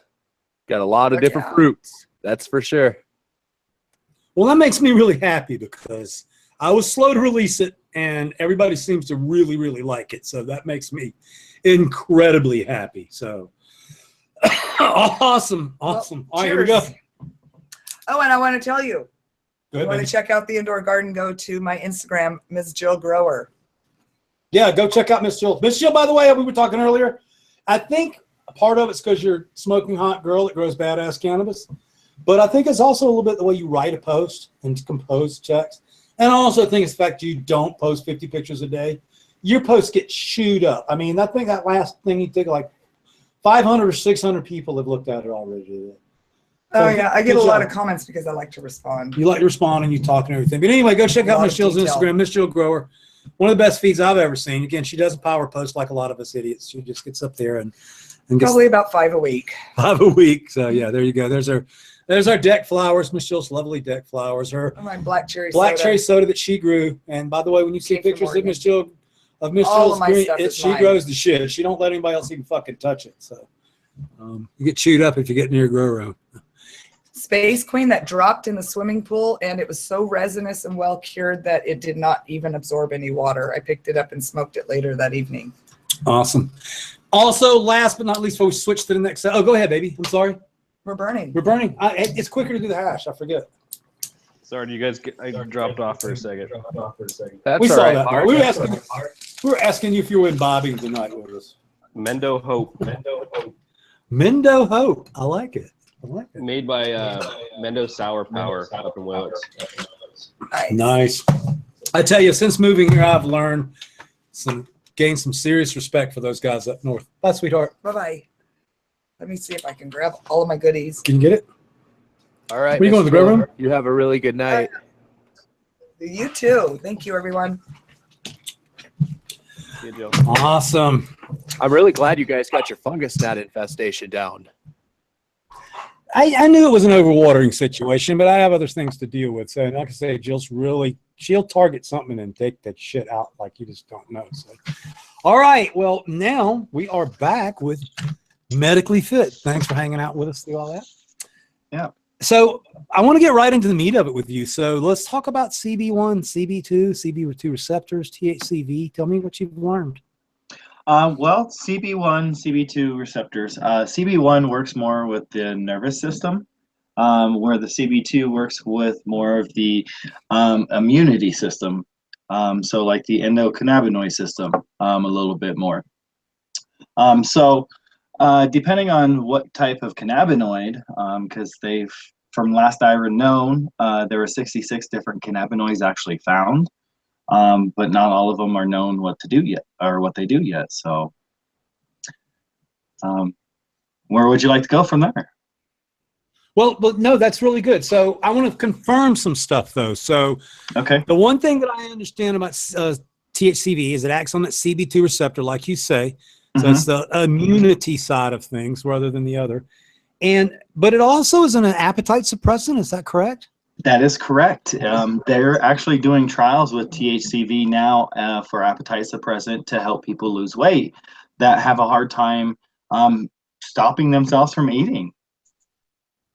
Right. And so, like, when we apply THCV to a patient, what type of things are we going to benefit from the autoimmune side? Like, I don't know, like is it like Crohn's, or is it like something more different, more complex diseases and stuff? Well, it varies because how it works. Some of it works with the gastrointestinal, so it can help with Crohn's, but people like Crohn's patients, they need to eat. So they don't really want so much THCV in their flower. They would rather have something that's more indica dominant, but higher THC, where they're getting an appetite and wanting to eat, compared to the THCV. Now you're a health guy. I'm gonna hop all over the place with you, bro. So you're a health guy. Yes. And a little history about what happened with me and I'm not embarrassed to talk about some of this stuff. Well, maybe a little bit. So after I was diagnosed with, I used to be a gym rat, like maniac, work constantly. And then all of a sudden I noticed I couldn't, me and Jill were talking about, even 7 years ago when I was on the treadmill, I felt like somebody was fucking pulling on me. And I just figured I was getting old. But I felt like somebody's pulling on me. Like, how the hell can I just haul ass, man? It was kind of pissing me off. So right? It got worse and worse and worse. Finally went to a doctor and he said, hey, your lungs are fucked. You got blah, blah, blah, blah, blah, blah, blah. So I got on this fucking feel sorry for myself kick, and I did a lot of drugs and a lot of liquor and shit, and I kind of got lost in the world, and I found myself. And so now I'm clean and shit. I don't drink or do drugs or anything like that. But here's the weird part of this. So during that whole time, I quit smoking cannabis pretty much altogether because, they're like, you got a lung disease, you can't smoke weed. And when I smoke, it doesn't necessarily make me feel good. If I smoke all day long, I can't breathe worth a fuck. But when I got healthier, and quit doing all the stupid shit I was doing, and I started smoking a little bit of hash here and there. I try to do solventless extracts. The first thing I noticed was I was generally a fucking happier human being. So even if it's not good for my lungs, it is fucking certainly good for my mind and my heart and my soul. But I've been smoking for a good bit now, Medically Fit. And somebody said the other day, so here I am, this guy that takes these infusions and everything. I think Minnesota Nice said, he said, dude, some weed nerd was trying to keep up with you the other day on the live show while you were rocking out. And they were like, he fucking couldn't come close to smoke as much as you. So what do you know about lungs, smoke? Do you know anything about alpha, emphysema? I know you know about lungs. I'm baiting you a little bit. Tell me a little bit about what you know. From what I know, from lung expansion, VO2 max. Smoking marijuana has been found to increase VO2 max, which is lung capacity. Basically, over time, as you're hitting the weed, the pipe, your hash pipe, whatever, you're holding it in and expanding your lungs out a little bit. During some of this testing, I believe from California, Berkeley, and Alabama were the two that I believe I read it from.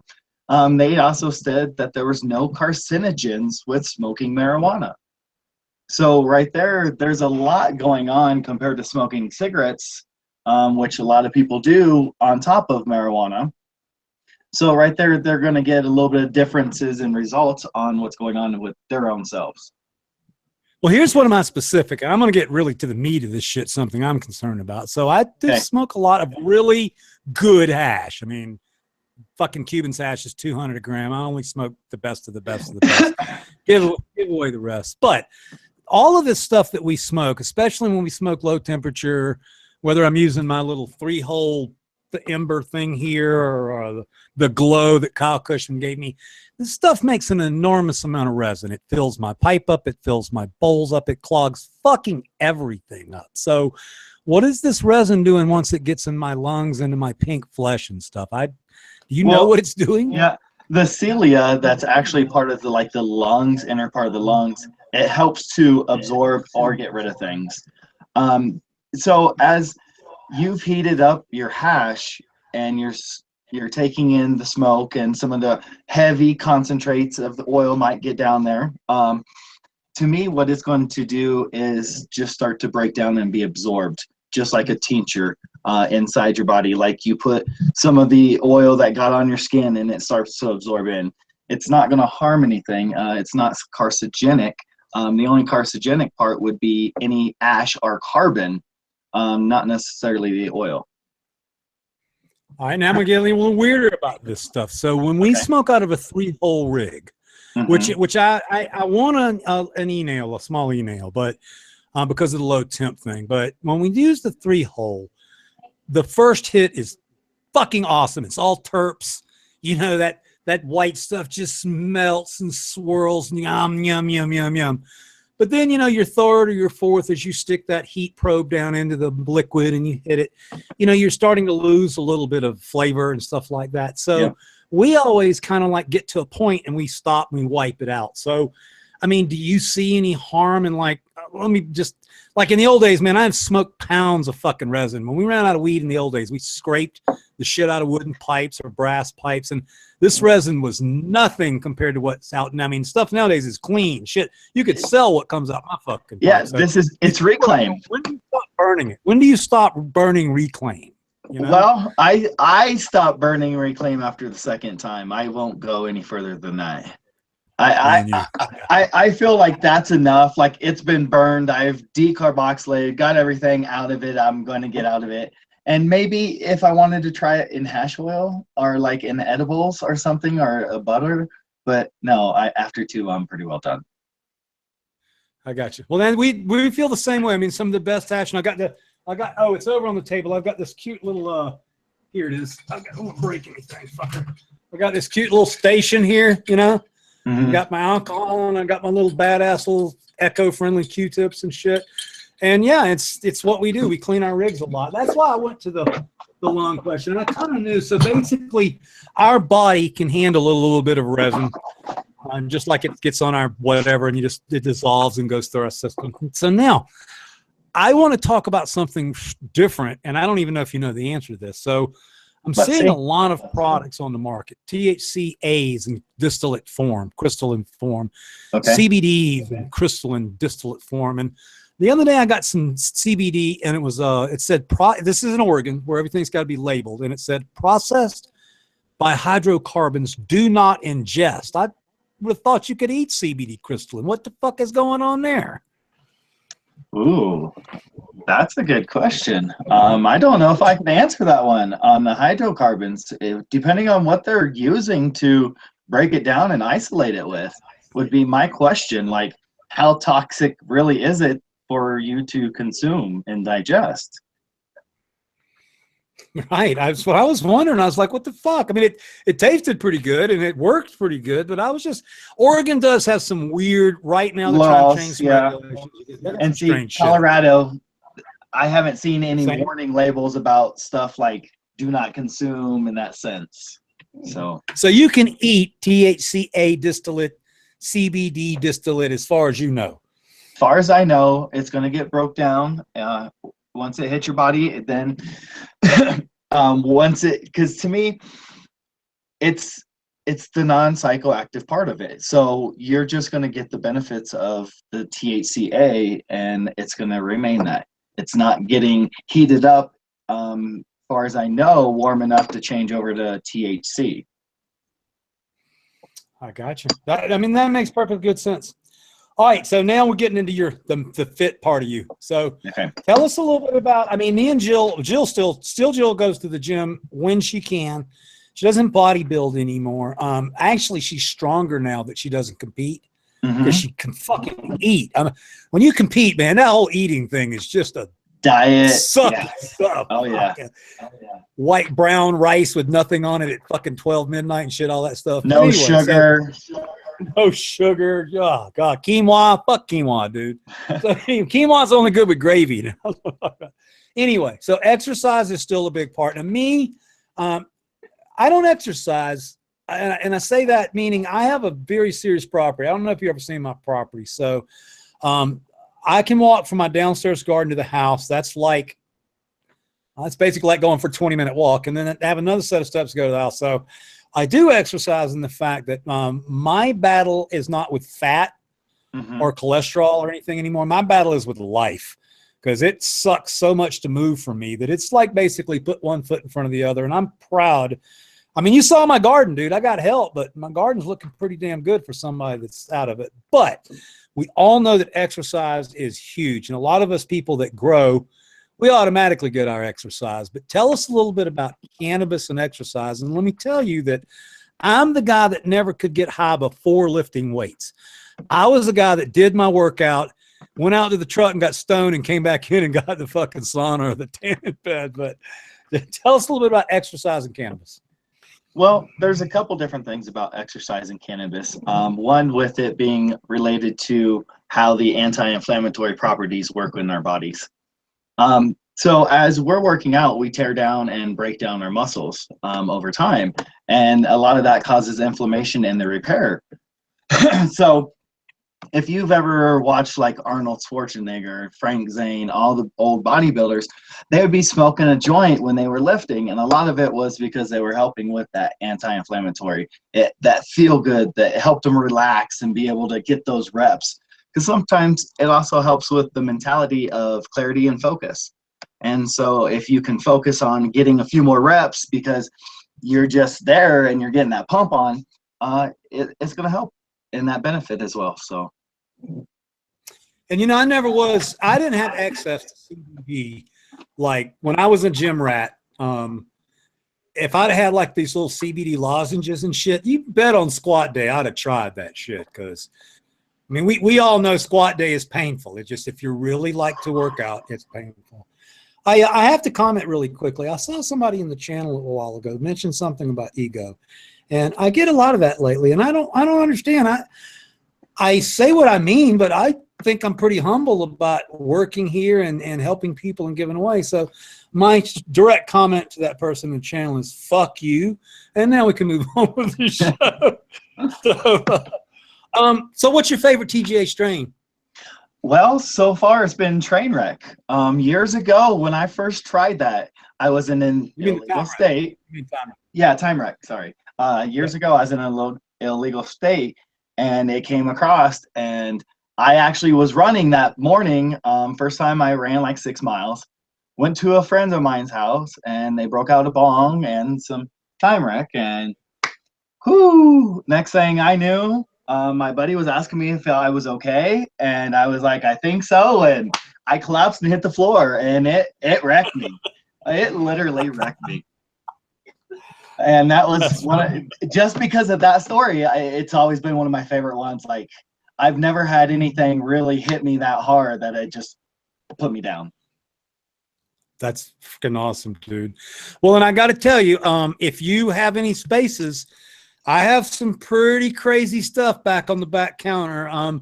Not to mention in-house, Malik and Galactic Gardens, Bo Wallace. We got the AK-47 Loco. We have the Black Lime Time Loco. We have, oh my God, I have the Secret. Can I tell you what it is? No, it's a Sure. secret. Can't tell you. Well, here's the one I'm growing out right now is Jack the Ripper.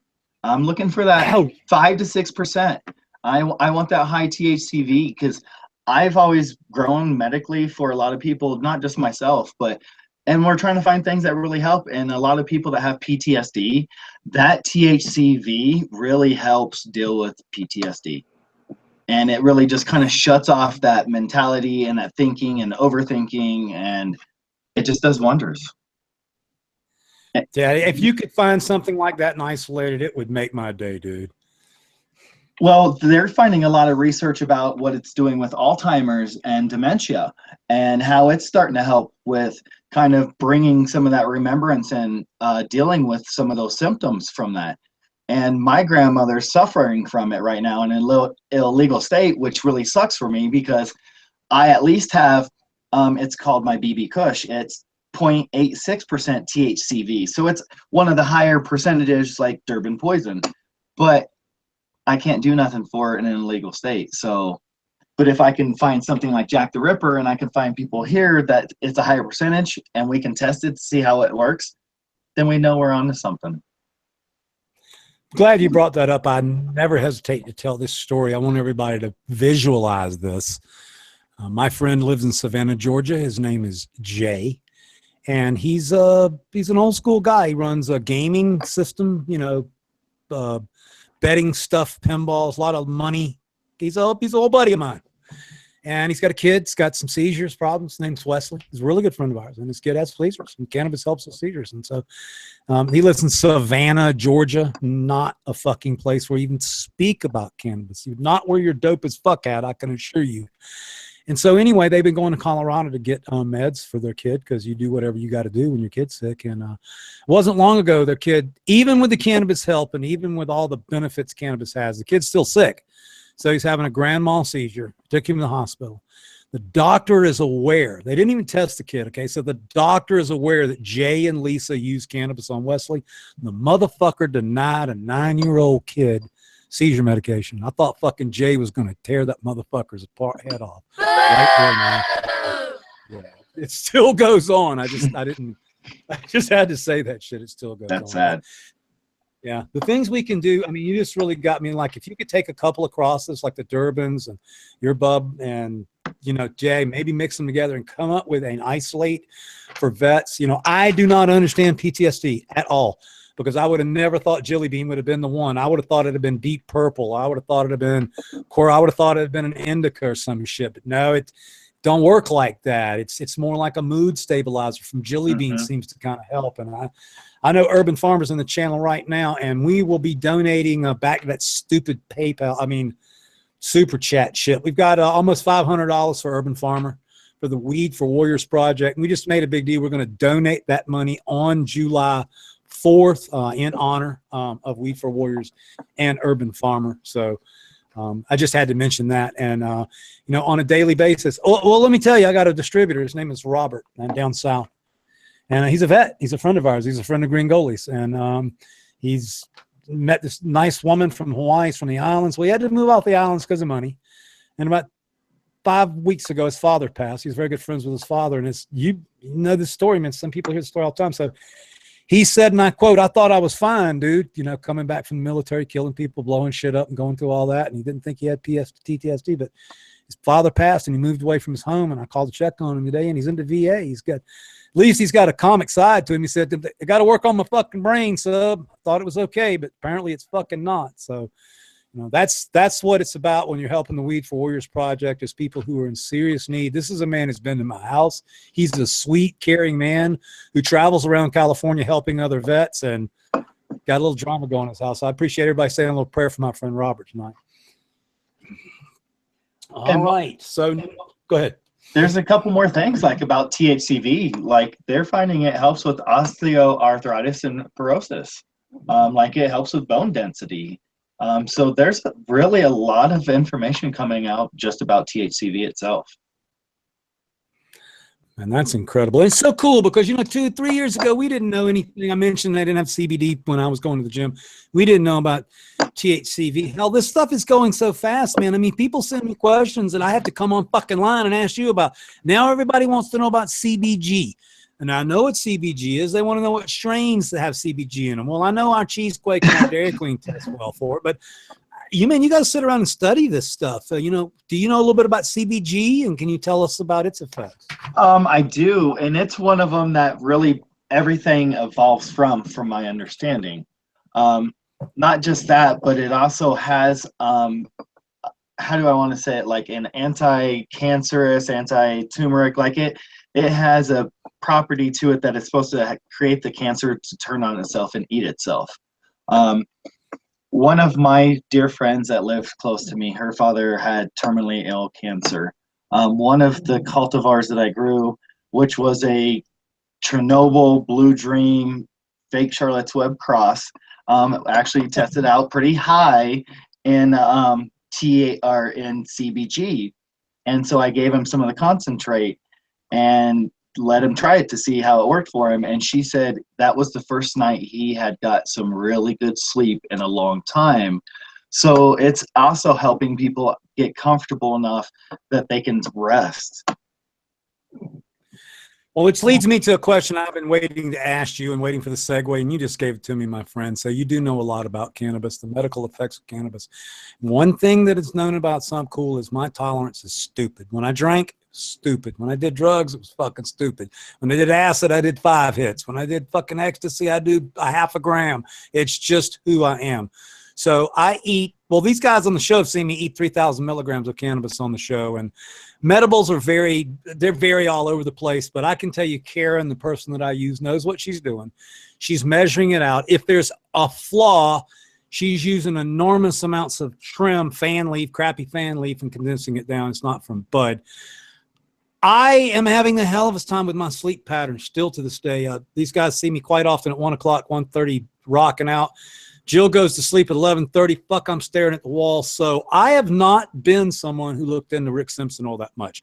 I've always just eaten Jill's cookies. But recently I've been talking to some of the powerhouses on the show, and some of these guys eat 1,000 milligram Rip Simpson caps like a vitamin C capsule. So can you speak a little bit about tolerance and illnesses, severe pain illnesses like mine? Tolerance is just like any other drug that we actually build up a tolerance to specific cultivars, to the levels of what's in them. If you smoke something every day, day after day, all day, it's going to take you more of that product to get you higher over time than it is if you actually rotate what you're smoking. And that's kind of what I found for myself. Like, I just don't want one kind. I want like 4 or 5, because I want to mix them up through the day, because if I continue to smoke, say like my Golden Goat, I start to get used to it. And then it takes more of it and more of it for me to even feel the effects of it, because my tolerance has gotten so high from how much I consume. It's funny that you mentioned that. So, and I know you're right because of something I'm fixing to tell you. So a lot of times when you're a grower, you smoke a lot of your own grass. And I've been growing a long time. I didn't always have jars of fucking hash and buds around. So there was a time I actually smoked the leaf off of my young plants. You know, you cut the fans off and dry the fuckers out and you smoke them and you get high. So I'll never forget, I was in Savannah, Georgia one time. There was no weed nowhere. And we were smoking fresh little tips and tops off of different Dutch strains we were growing at the time. I was not a breeder at the time. I was a pretty young guy. In Georgia, we had 3 kinds of weed. We had earth, bark, and moss. It was pretty much the 3 grades of cannabis, and they looked about like what the fuck you call it. But I'll never forget, this guy came over and gave me some brown shitty weed, and I smoked a joint of it. I got fucking pulverized because I wasn't used to the cannabinoid profile. And even though it's some shitty Mexican dried up ditch weed, I was not used to those cannabinoids, which leads me to the future, which, like, if you're used to smoking your grass, I don't say hash is so much like this. There's something about smoking cannabis, the whole flower. We talk about the whole flower, full spectrum hash. You completely. I mean, I put it in my pipe the other day because my hash was melting through. I don't smoke a lot of weed because it's real harsh on my throat. But man, I got so fucking high. So a lot of times, if you smoke your own weed, another guy, another friend, another girl can come over with their cannabis. And even if they're not as good a grower as you are, you smoke their bud and you just get fucking wicked hammered. And it's because it's different, right? The profile's different. Exactly. And that's what a lot of people have a hard time understanding. Like, even some of the profiles and what you're getting from dispensaries can be different because they change. The epigenetics in it change, and they fed it differently this time, or they did something differently, so it's changed a little. But the testing, yeah, it's definitely, more people need to test what they're growing to see what's really in it. And, you know, it's I refer to these guys a little bit, and it's not because, well, I am in awe of them a little bit. So we've been talking about soil. We've been talking about all this stuff today. So if you are an Instagram junkie like I am, you could not possibly not know who the fucking Jungle Boys are. So these guys are young urban growers, but they're basically scientists. I mean, I've been reading their shit, dude. They don't just show off. They know the ATP. They know so much shit. And my point of this is if you look at cannabis grown by somebody and then you look at cannabis grown by those guys who are basically supercharging their weed, doesn't mean it tastes great. They are getting the maximum out of a cannabis plant. Agreed? Agreed. I mean, resin, THC, just out of the chart, you know. And so definitely, and it's fun to learn all about it. And my point of that last statement was, I remember one time I had a buddy who grew, and I gave him my clones, I gave him my dirt, I gave him my water, I hung his fucking lights, I hung the walls, I stapled the Mylar to the room, and his pot didn't taste like my pot. It's just, we lived like in 2 apartments, like 3 streets apart. Yeah. Everything is exactly the same. It was not the same. Not the same. And some of it comes to curing. Well, that was he had a real problem with weight. He tried to jar it too soon, but it used to make me laugh. People would come over, his customers would come over and get high, and then they'd stop by my house just to get stoned, you know, doing some bong rips or whatever, and they'd be going, "You sell weed?" We're like, "Yeah, man. Can I buy your weed?" I was like, "Well, you can, but he's gonna get really pissed off." Right? Yeah. So awesome, guys. What a great segment. Amazing. So we really appreciate that. And I hope you will hang around for the 30-minute questions. I'm sorry we lost Mark. I guess Mark's phone signal was not so great. I don't know if you guys can get him back on for the 30-minute questions. So Minnesota Nice, kick it back to you for a little housekeeping. What's going on, man? We're gonna go do the 30-minute questions. What you got over there? Yeah, I took down a lot of questions for Mark that I wanted to ask, but I think I could maybe field a couple of them. We could just rattle them off to the panel here. First one was, is bubbling a compost tea really necessary? Well, and I'll turn that over to anybody. Yeah, I'll take it, because you're trying to create an aerobic environment. You don't want really an anaerobic environment. That's when you start getting more bad pathogens in your soil or in your compost teas. So that's why you're trying to create that bubble or that oxygenation in the water. Aeration, there are a couple different types of aeration. There's like dissolved oxygen that you can actually buy. It's a plate that electrifies and creates dissolved oxygen in your water. Or you can just use your air stones. But doing the dissolved oxygen, you actually get a better percentage rate of oxygen in the water compared to just a normal. Awesome. And then how long is everybody on the panel typically brewing a compost tea for? I try like 24 hours when I'm doing it. I mean, maybe 12 if I'm lucky. You know, I want to get done. So I am a product whore, and as much Greengro stuff as I have, when I was at Sulking the other day, Extreme was there, and the dude gave me like a box of those charge packs. So we did 2 charge packs in a 5-gallon bucket, and we did it for 24 hours. We have fairly cool nights. We did the double air stones on it, and then we dropped it in there. And I mean, from what I could tell, it was activated. I had foam, I had everything going on. So, but I heard Mark say that he doesn't like to bubble that long. Do you guys know why? Some of it's you can create too much of a good thing, you know. So if it's brewing longer than really 24 to 48 hours, you're getting more into the brew. From my understanding, like it's created such an atmosphere that there's millions instead of just thousands of the microbes that are going in there. And that's not necessarily a good thing when you're feeding, because sometimes they'll eat and consume everything, and then your plants really aren't getting fed, and they start looking like they're getting some nutrient deficiencies going on. So that's also happened from creating too big of a microbacteria in my root zone. Cool. And by the way, I wanted to give a shout out real quick in the channel to Urban Farmer. Dude, come up, check out the garden, check out the caging. Come grab an ounce of jelly bean. I love to have you up there and look at everything. I wanted to give a shout out real quick. I wanted to say something real quick. I'm hopping around. So, Malik, can you pull up on my Instagram and maybe find a shot of the cages in the garden, possibly? Absolutely. So somebody taught me something just before I came on the show, and I'm actually mad at myself. So I'm going to spend just a couple of minutes deferring to talk about fencing. So I wrapped up my garden with fencing. I talked to Mendo. I talked to a lot of the guys. And I ended up using basically livestock fencing. It's got big giant squares on top, and it's got little tiny squares on the bottom to keep like mouse and rats and rabbits and shit like that from coming to your garden. So there's a couple of things I would tell you guys. And the first off is I prefer now, having done this, the welded cage. Now, once you buy $700 or $800 worth of cage, it's pretty much what you use, right? I'm not going to fucking throw this stuff away. But so that's why I'm telling you guys this. If I would have bought the welded cages, it's easier to cut holes in it. So if you want to cut an access hole in a welded cage, you just cut it at the joints. You got a square, nothing cuts you through. But these woven cages, when you cut it, it's actually woven like chain. So if you cut it in the wrong place, it fucking comes unraveled, and it can be an issue. But someone taught me something, and God, I'm so mad, and you guys are going to laugh. Why didn't I turn the fucking livestock fencing upside down? Then the big holes would have been on the bottom, and the small holes would have been on the top, and I want to hit myself in the fucking head with a rake because I didn't know this.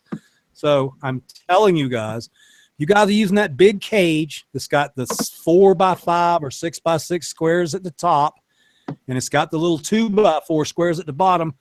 Turn the motherfucker upside down for your cannabis cages. It will be easier to make your access holes. Well, what I use is deer fencing. And it's a smaller hole, and I'll just cut it with like some snips and create my hole that way. Yeah, but yours is welded. See what I'm talking? Yours is welded, and the shit I bought that it's woven and so cut. So yeah, buy the welded. That's important. It seems this stuff seems small, and I even took a picture to Instagram when I was at Fred Friedman's, because there are like 45 fucking kinds of fencing. So, but there was only 2 kinds of 6-foot fencing. So my parameters got shrunk down a lot. And if you've seen the gardens, we lifted the fence off the ground 30 inches. So our cages are actually 8.5 feet off the ground. And if the fucking plants get much bigger than that, I mean, you know, there you go. So now you can see the little holes at the bottom, see the big holes at the top.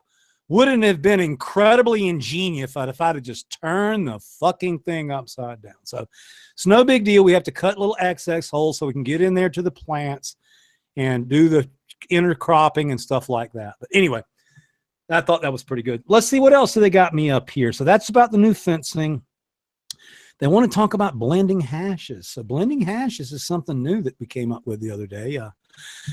You know, people, I see these kids online putting the weed and the dabs and the hashes and the blunts and all this stuff. Well, you know, I like to smoke out of a 3-hole dab rig. I always have. And so we blend stuff. So May's got a picture up right now. So this is actually a mix of CBD isolate, CBD crumble, and a little bit of a number 21 of the cannabis cup entry kind of mixed together. And, you know, it's really cool when you put these in a dab rig or a 3-hole bowl, what you can accomplish. It's almost like breeding on a skillet.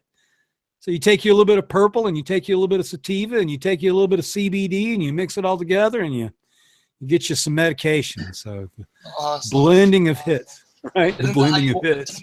Well, I do that. On that one. Yeah, and you know what can happen too? So if you have some Cuban grower sift like I happen to have, and you have some really gooey cup entries that you can't work with, you know, the hash, you can't get it off the fucking thing. It's on the bowl. It's on your hand. What you do is you just drop a bit of that gooey shit into the sift. You roll it around like you were battering some chicken or some shit, and you toss it in your bowl. And it not only does it keep the liquid shit from burning through, the combination of the two, like a gooey hash and a nice quality sift, dude, that shit is bomb, let me tell you. And people want to know about Black Dahlia. I don't know about Black Dahlia, you know. I made Black Dahlia kind of like this. So we have this strain that turns purple, and it tastes this crazy magenta. There's Malik with a pack right there. And then we have our new Quirkle male, which is Space Queen dominant. And so we just figure purple time purple, we'll see what it makes. You know, that's kind of a lot of things get started like that with us. Just an idea and a concept to make something new. No, absolutely. I have a question here, Sub. Can you tell us the story of Pandora's box? Yeah, And I mean, how that basically, project came up? yeah, I wanted to do a BX backwards to a male. Nobody had ever BX backwards to a male before. So I just thought it would be a really cool idea to do that. And what we ended up with, the truth, we took Pandora off the menu now, but what we ended up with was this extremely stable Jack the Ripper. I mean, that's really what happened there. But normally when you back cross, you back cross to a female. But you never would back cross to the male that made it. So what I'm talking about is when you outcross, you take a female and a male plant and you make something new, and then you take a male from that species and you back cross it to the mother. In this case, we actually took a small female plant and back crossed it to the father. And we came up with Pandora's box. We cheekily named it because we didn't know what we'd come up with. And I can tell you, like many of those TGA strains on the menu, if it was on the menu now, you guys would be buying it. But from the owner's standpoint of the company, it was so similar to Jack the Ripper. I was basically had two things on the menu that were the same thing. What you were getting was a stabilized version of the lemon lime pheno. So I wonder if it would have been high in THCV though. That's what I'm wondering. That's why I wanted to hear right? that story right yeah, there. that's a good thing right there. Yep, I heard you talking about that earlier with the Jack the Ripper, so I wanted to get that out there. Oh yeah. And I still have that male. And you know what's kind of funny is Philo's has the genetic sample of that, and they did not test it for THCV because they test for theirs is different. Theirs is genetic history, not cannabinoid profile. So that we need to get the male tested right away because yeah, for sure. Definitely technology exists. I don't even know why I didn't think of that. So awesome. We'll find that out. But I can tell you that doesn't mean cannabis breeding is weird. You can totally take two strains that does not contain a cannabinoid and create a cannabinoid. It can just pop up like that. It's fucking strange. Let's see what else. Okay, so shout outs. Sway. I enjoyed Sway. What did you guys think? You want to have Sway back on again? Super cool guy. Absolutely. Sway has a lot of knowledge, and I especially liked learning about that. What was that technique he was teaching about, like the swayzing? Is that what it was? Yeah, He was talking about how it. Yeah, I actually researched into that. It's a pretty cool technique. Super hardcore And defoliate. he was really nervous, super nervous. So people and notice Mark was much smoother tonight. Mark flew much better than the very first time we had him on, and that's just getting used to the show. Let's see. Of course, Tyler Hordelux. Does Tyler have anything in the kitty giving away? I know he's supposed to be sending me a light, but what's Tyler doing this week for us? He just fulfilled the last lamp giveaway, and I'm gonna talk to him. He's probably want to have something else in the works. He's super awesome. Love sponsoring us. You guys have to let us know what would you like to see Tyler bring. So Tyler's been a great sponsor to our show, and he's here for a really good cause. So. Absolutely. And by the way, I wanted to mention that if you guys have people that you want to get on the show, suggestions, make sure you contact Gather Growing Together. And also, if you know someone, you weed nerds, get the hookup. You guys know somebody famous. Somebody asked me today if I know Mel Frank. It's not a close friend. He charged me full retail for his books. I wouldn't say he's a friend, but we can probably get him on. We can tell him, hey, Ed was on the show. Kyle was on the show. Eddie was on the show. Come on the show. So, the more people we can have on the show, the better. I will tell you, when we get somebody of that power, it's just going to be me, 2 mods, and the guy. I think it's more intimate and more comfortable. So we do like that. Michael, what a powerful show. I don't know if you guys have went back and watched the Weed Nerd from last week, but it was fucking powerful.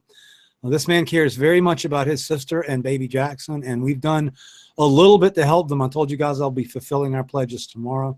I hope everybody keeps him in your heart and will continue to help raising money for baby Jackson. Let's see. Mighty Quinn Glass and Doghouse Glass donated auction items to raise funds for baby Jackson. I didn't know about that. Tell me a little bit about that, Malin. Yeah, I'll tell you about it. Those were actually during break last week. We put up the pendant for auction. That's right. I remember. I remember. Yeah, Doghouse Glass blew a pendant for our auction to support baby Jackson, as well as we had a small dab rig that we put up. And believe it or not, I think Tony from Galactic Gardens won both of them. Yeah, he did. He likes shit like that. All right, High Times. They have donated 6 cups to the Michigan event. You can go see Malik, see the boys go party down. High Times has not sent me the tickets out yet, so they won't come in the mail. So you winners be looking from an email from Malik. When they come to me, I'll forward them to Malik, and he'll get them the winners. We appreciate you guys competing in the contest and participating in all of the events here on the show. Shout out to Timber Grow Lights. I have a badass set of cobs upstairs sitting on the table that have to be mounted as soon as we can get space. We're incredibly excited. So nice, your cob guy. What are the fucking little white cups he sent me for the cobs? Those are Those are your reflectors. Yep, they can. So. Yeah, those are 90-degree lenses. Probably are the ones that you got with yours. So, okay, so I want to use those in this setup, obviously. Absolutely. Okay, gotcha. I'll say Mendo Dope. If you guys have not ordered the Mendo Dope compact jar, it's the cool stash jar. It's the coolest thing I've ever seen in my life. Mine's full of Mendo Dope seeds. It's got a How to Grow Mendo Dope DVD full series on it. 420 minutes of How to Grow Mendo Dope. Also the latest album, Live in the Garden too. So you got to get it. I mean, it's a little jar with a cork in it, a flash drive, and it holds. Hell, you can put your bubble in it. You can put your seeds in it. Whatever. Got to get it. Soul King, shout out to Patrick, always taking care of us. Went up there this weekend, got some worms, got some different stuff, got the hook up from all the guys. Extreme was there, saw the Pezbro guys. We've already done this once, but we're going to do it again. Shout out to Urban Farmer Weed for Warriors Project. Live 4th of July charity event live stream at 1 p.m. Make sure you check that out. They mentioned this, release the Medicine 420 seed auction over on IG. All right, let's get back into the questions. I know you guys have got them over there, so let's see what we can do to help out the weed nerds here. All right. Oh, go ahead, Malik. How long can you store super soil after it's soaked? Well, you know, I don't think it's got a timeline. What do you think, Medical Fit? it actually does. I found anything over 6 months, I found that I started having problems with it. And that I lost a lot of the beneficials and it turned more anaerobic instead of aerobic because it didn't have oxygen and I wasn't turning it and I was not adding water to it, which if you're going to keep it, you're going to have to do those things so that doesn't happen. Yeah, there was recently an issue that I was having a conversation with Soil King about, and somebody was having a deficiency on their plant using super soil that sat outside for a year. Didn't get turned, and it turned anaerobic. Exactly. And started causing all kinds of deficiencies in the plant. So I actually had to do a couple. Go ahead, Sub. No, I'm sorry. I hate this stupid lag thing. So it's smart. It sounds like if you're going to store super soil for a long time, which I have, and now you're telling me, explaining maybe what went on with that long crop. It sounds like if you're going to keep it longer than that, you need to pour it back out on your tarp, store it out, let it get, because as you said, Medically Fit, it's composting. It's basically continuing to compost as it grows, which by the way is why it works so fucking good. Yes. Because it's composting and releasing the shit you need in the bud. That's why it works so great. But why it sounds like you need to use it fresh. Yeah, and if you're not adding water to it every once in a while, you're going to need to keep a lot of that microbes, bacteria, fungus, the spores, just keep them alive. That is incredible information. And for the first time in about 10 years, a fucking new question about super soil and some new information. So I used to make it and set it outside. Now, we'll tell you, we water ours, and we generally will turn it into another can. But, you know, even before you say that, it wasn't about 2 years ago I got to the bottom of some super soil, bottom of a can, and the bottom 10, 12 inches in that can. And I didn't need to know it. It smelled like shit. It smelled funky, man. You know, if it smells like sulfur, if it smells sulfury or really like rotten eggs, it's turned anaerobic and it's no good. Fucking killer information there. So that's awesome. All right, next question, guys. All right, Greg R asks, with low till, do you flush or do you just let it roll? Yeah, it's just water. It's water always. Always Just let it roll. Yeah, you don't have to worry about flushing or anything. So, well, and when flush worm. Well, not just that. If you overflush, you can harm the bacteria and fungus in your soil, and you're not trying to do that. Yep, you could begin to create anaerobic conditions in your container. You know, lack of oxygen. You don't have enough good bacteria to fight off bad bacteria. This whole system thrives on, you know, a balance of fungi, bacteria, protozoa, nematodes, and in order for that to work, It's got to have oxygen to help. it's got to have lots of air for them to breathe. Yep. So, Right. you don't- 409 people at the end of 2 hours. At the end of 2 hours, 409 strong. You guys are fucking awesome. We're going to continue rolling with the questions tonight. 2 suggestions, Malik. I'm sure you caught them. Leo from Manish Aficionado Seeds would be a fucking awesome guest. Well-spoken, fantastic guy. And why haven't we gotten Frenchie on yet? Because he's too fucking busy, right? The French guy? Yeah. Yeah, Okay. Frenchie's a hard man to track down. He's on TV. What the fuck? You know, it's so funny. But see, I got I have their Pinot clone. They don't have their Pinot clone. So eventually we can get Leo or Frenchie on the show because they have to come to my house to get their fucking clone back. I'm not holding hostage. All right, guys. Next question. All right, we got one. Cool. Is Quirkle, the purple one, a good strain for small plants, sea of green, or does it get bigger grows? No, it's an excellent question, and you're dead on. I mean, we offer 2 in those, and I got a little story. Sometimes these questions comes with a story for me. So Quirkle is Urkel times Space Queen. You're going to get a couple of different variations. You're going to get a Space Queen dominant, which is a little taller, still turns purple. It's going to give you a little bit better yield. The short, stocky Urkel dominant version is your typical. It looks like a fucking Urkel plant. It's purple. It's short, stocky. It does not stretch at all. Very good for cab growing. But we also have a strain called Deep Purple. And that's where we went and we took a really nice Quirkle clone, and we back crossed it. I did it just to see if I could make it more purple and more staple, which I did. But then we tried to take it off the menu. And this happens with a lot of strains. This happened with Plushberry, Ace of Spades, and with Deep Purple. We pulled it off the menu, and all of a sudden I started getting emails. Hey, man, where can I get Deep Purple? Well, I was going to kind of continue Deep Purple because we have these 2 purple strains on the menu, and they're kind of similar. Yeah, but you can't take it off the menu. And to this day, Deep Purple is a top seller on our menu. And here's why. There are many states where cab growing is still the thing. While some of us on the channel are trying to grow fucking trees in our backyard the size of a fucking house, a lot of you guys are still indoors. I remember my favorite cab ever. A dude took a refrigerator, he sawed the back of it off, and he had it in his garage. He actually used the 2 deli drawers for his hydro well. He cut holes in the fucking little bottom plate for his net cups. He left the fucking freezer intact so he could keep it cool. He had a light mounted in it. This is before LEDs, okay, bro? He had like fucking 8 million CFLs or some shit like that. And bro, he's growing weed in his garage in fucking Oklahoma. And if you went in his garage, it looked like there's a refrigerator full of beer sitting there, but it was not. So those people love those Quirkle strains, those Deep Purple strains, those shorties, and that's why they're on our menu. Now, favorite adjunct. A dude in Texas, where you're not supposed to grow giant plants, bought a pack of my Deep Purple, and I told him it was a short strain that didn't yield very well, and he grew a 12-pound bush in his backyard. So those short indicas can get really big if you veg them for fucking 5 months. So. Which I have a question for you, Sub. Which Quirkle male did you select for the Mindo Dope breeding project? Was that Space Queen dominant or was that Urkel dominant? No, I have 2. It's one of those weird things that I don't really talk about a lot with you guys. But yeah, I have 2 Quirkle males on the property. And I have the Quirkle male that I make Deep Purple with, that I make different strains with and everything. But when I made Mindo Dope, I wanted to do something special.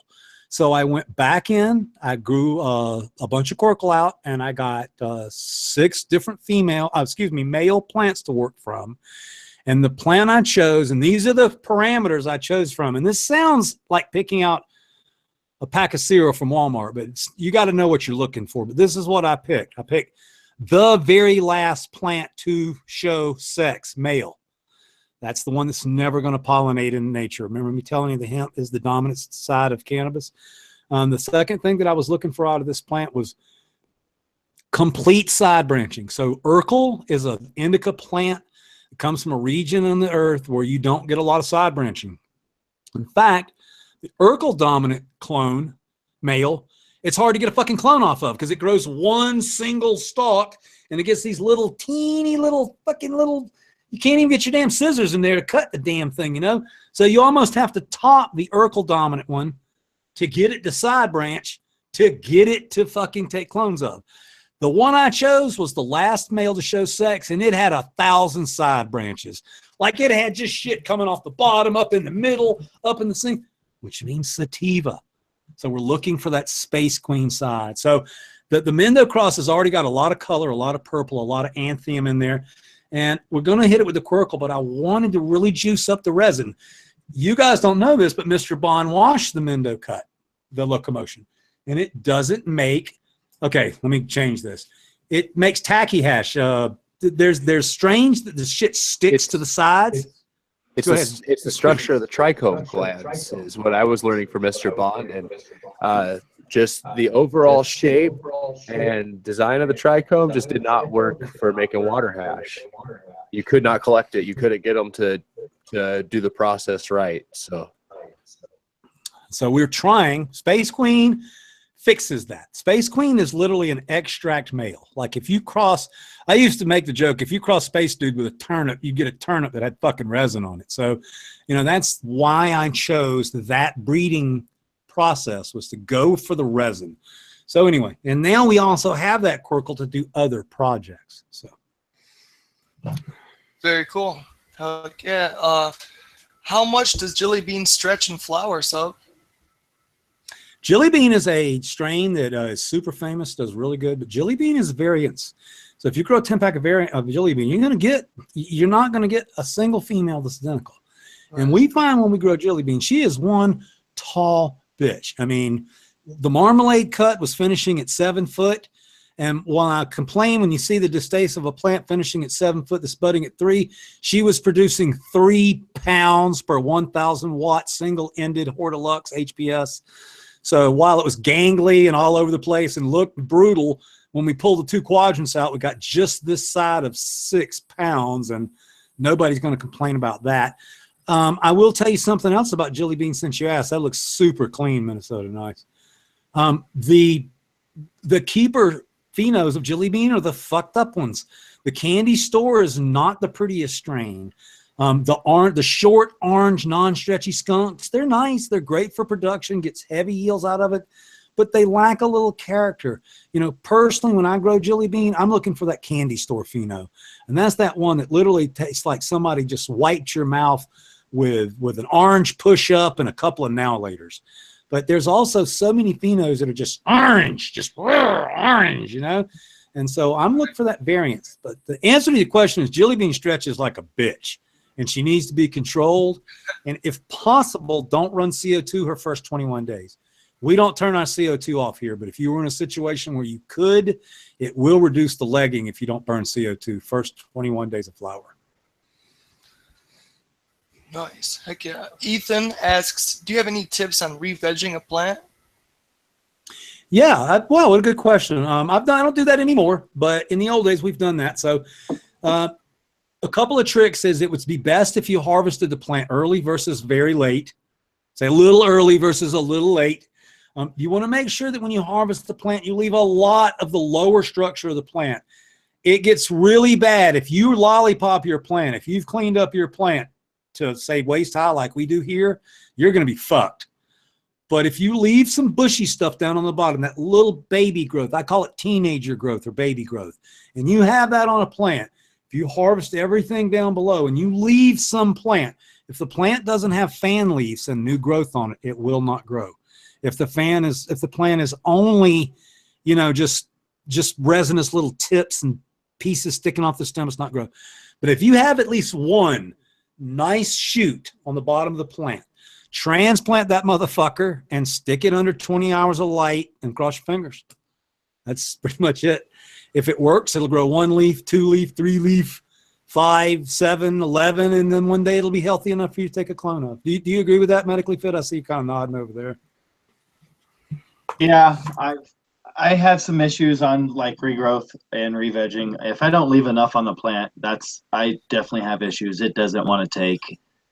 So I definitely try to leave a lot of lower growth and not necessarily always lollipop up everything, because if I can't get a clone before I go into flower to take, I've got to figure out some way to try to keep that genetic around if I'm serious about keeping it. And re-veg is the only way I can do it. Yeah. And I can tell you as a breeder, we don't like to use re-veg stock. We Duke Diamond holds about 3 or 4 of my clones. I hold some clones for Brothers Grimm. I hold some clones for Aficionado. Aficionado holds some clones for me, back and forth. You know, breeders that trust each other do that, because I do not want to re-veg a fucking plant. I can if I have to. Mm-hmm. I really would rather not do that. So. And here in Colorado, I'm friends with quite a few other growers, and that's what we've done is we've just shared genetics. Like, hey, I'm going to get rid of this. Do you want it? Yes, no, okay, you know, and we'll just let each other know what's going on. Yeah, the Kyle spread his call for strawberry. The reason I have Kyle strawberry cross is because he doesn't want to fucking lose it. It's pretty simple, you know. So, good deal. All right, guys. Master Gorilla wanted to ask one more question. We got what TGA strain can handle the most stress without herming or without throwing? I saw that a little earlier, and you know, I got a couple of choices here. So my first one is going to be Vortex. It's just solid ass genetics. I mean, it is a brutal sativa. It makes people puke. Made Matt Rise puke in his little Prius. It's 28% THC, very little other cannabinoids. Really wicked flavor, kind of like a rotten peach lemonade thing, but it's brutal. I mean, we've hammered the mom. The A13 I have taken through so much shit. It's just a strain that does not exhibit boy joy traits, and so that's going to be the first one out of the gate. And then the second one's going to be Space Bomb. I mean, there's a reason me and Jill run the Space Bomb strain over and over and over. Hydro, dirt, big, small, round, it doesn't matter. The damn thing puts out resin, and it's a stable strain. Having said that, it would be easier to ask me which strains on our menu are not for beginners, are not stable, because there are a few out there that you got to go look through. I would not recommend somebody grow Jack's Cleaner 2 that didn't know what they were looking for and didn't have access to a lab. This is one of those kind of strains. It's I don't want to say it's advanced, but it is. Love it. Heck yeah. I'm about out of questions. I don't know if Minnesota or MedFit, you guys have anything on hand? No, good job, man. I think we're right on target for the show. I'm glad that we got everything done. I'm watching the chat real quick here to make sure that we got everything. But what a show, guys. What do you think? I thought it went well. Man, yeah, I thought it was great. You know, I appreciate everybody's support tonight, especially for growing together. I'm just smiling over here ear to ear because I was, you know, just loving what was going through chat, all the positive vibes that were coming our way. You know, it's a great community that we have here, guys. And, you know, everybody deserves to pat themselves on the back. So, well, we have 410 watching still, so that's saying something. Yeah, no, that's incredible. The support from this community for the knowledge and for growing together is amazing. So I want to thank everyone for supporting us, as you always do. A couple of things throughout the week. When I have times, I still go live. I like to get out with you guys. When I can talk Jilly into coming on, I do. Please support the rest of the I know David does it at the start. Easy there, Supermod. Easy there. Support all the shows. I don't do them to list. So we have, we have you guys, Pedro and Dizzy with the Whatever Show. It's one of my favorite shows. I think it's 5 o'clock. Is that Tuesday? 5 o'clock Tuesday? You have 5 o'clock your time, yeah. Love that show. I mean, you can log on, talk about shit, get in the meat of shit, man. Just take something growing on top of your soil and find out what the fuck it is. And that's why I like it. Vaughn and Ruby do Wednesday morning. I never catch that show because unfortunately Wednesday morning is a pretty power productive day for me. Tuesday is my infusion, so I got it run. But make sure you check everybody out. You got the Grow Mouse, Green Jeans Saturdays, Hash Church, Hash Church on Sunday. Yep, and we got Tricky D got his show, and 420 Resistance show on Thursday. Yep. Absolutely. There's actually Trichome Chasers, and there's like I a whole look forward stream. to Friday night every week, you know, Grandmaster level and Crazy Dago. So anyways, I'm going to take us out here, guys. Appreciate everybody tuning in tonight. It was a great show. You guys enjoy your evening. Have a good night, weed nerd. Simpson head boiled to cure pain. How they gonna say that we's to blame? We need change, new laws, no corruption as well. Stop harassing over ganja, giving time in a cell. Another tale from a doper with the sound. So come on, weed nerds, let's all get down. Weed nerd, Mendo, dope, and win strong. Weed nerds. We're sending a special high-grade shout-out to the weed nerds. Subcool, MzJill, Dioxide, OD Diesel, Muchmouth, MDSI, Dirt Ziggler, weed nerds. Have a dank day.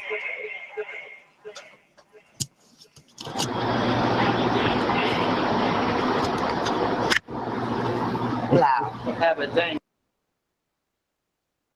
And what are we looking for today, Frenchie? Whose garden? Bigfoot. The legend? He's a legend. The guy's got the biggest garden in town, I've heard. You've heard, you haven't seen it. Not yet, no, we're hunting it. It's like already the dude is hard to find. His garden, hello. But we'll get to it. That's what we do. We have the beginning of the of the piece. The first piece of the puzzle. Now. It's a question of the nose. The nose will bring the Well, let's keep moving. Roll it up, pack them up, smoke them up. Minnesota County is like no other place. We are unique. To drive through town, roll your window down, you can smell pot everywhere, and you find as you drive through town. That would just be shocking in any other culture. Yeah, I'm from the mountains. How we do it and how we living out here? Let me put it in your ear. Homegrown weed in a jar, smoke goose meat. Grew up playing on the field where they use cleats. This Mendo dope, and we rolling too deep. Use my tongue to pick pieces of shrooms from my teeth. Home of the red tail, drink it from the tap. Pack of aromatics and a $40 sack. Barbecue and steak, deer jerky for a snack.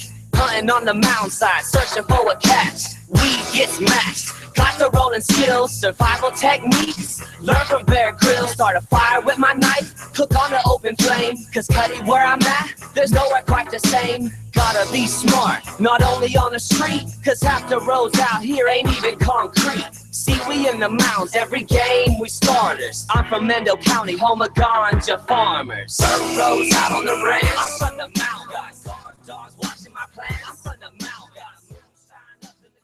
And that was pretty damn cool. Died, came back. We appreciate it, guys. So after show at 9 o'clock. Thanks, everybody. We'll see you there. I'm from the mountains. Now girls shake it like a rattlesnake tail. The guy said that they went through one block. And so imagine, what is there, like 30, 40 houses on a block. In that single block, 15 of the houses had marijuana grown in the backyard. So it's pretty commonplace. This is the way I like it. Kicking back, eating on some elk sausage. Wake up to breakfast, scrambled egg ostrich. Antelope meat, rattlesnake and wild hog. Got them with the compound bow in the morning fog.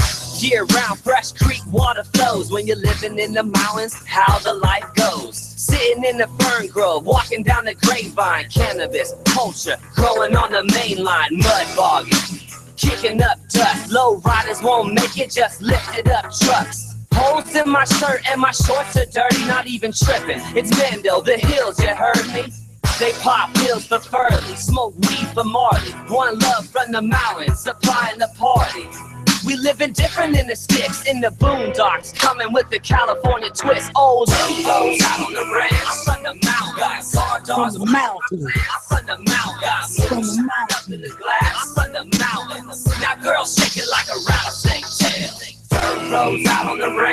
By the way, I don't drink anymore, but I have drank out of that bottle that Steve is holding there. I could make some delicious apple pie moonshine.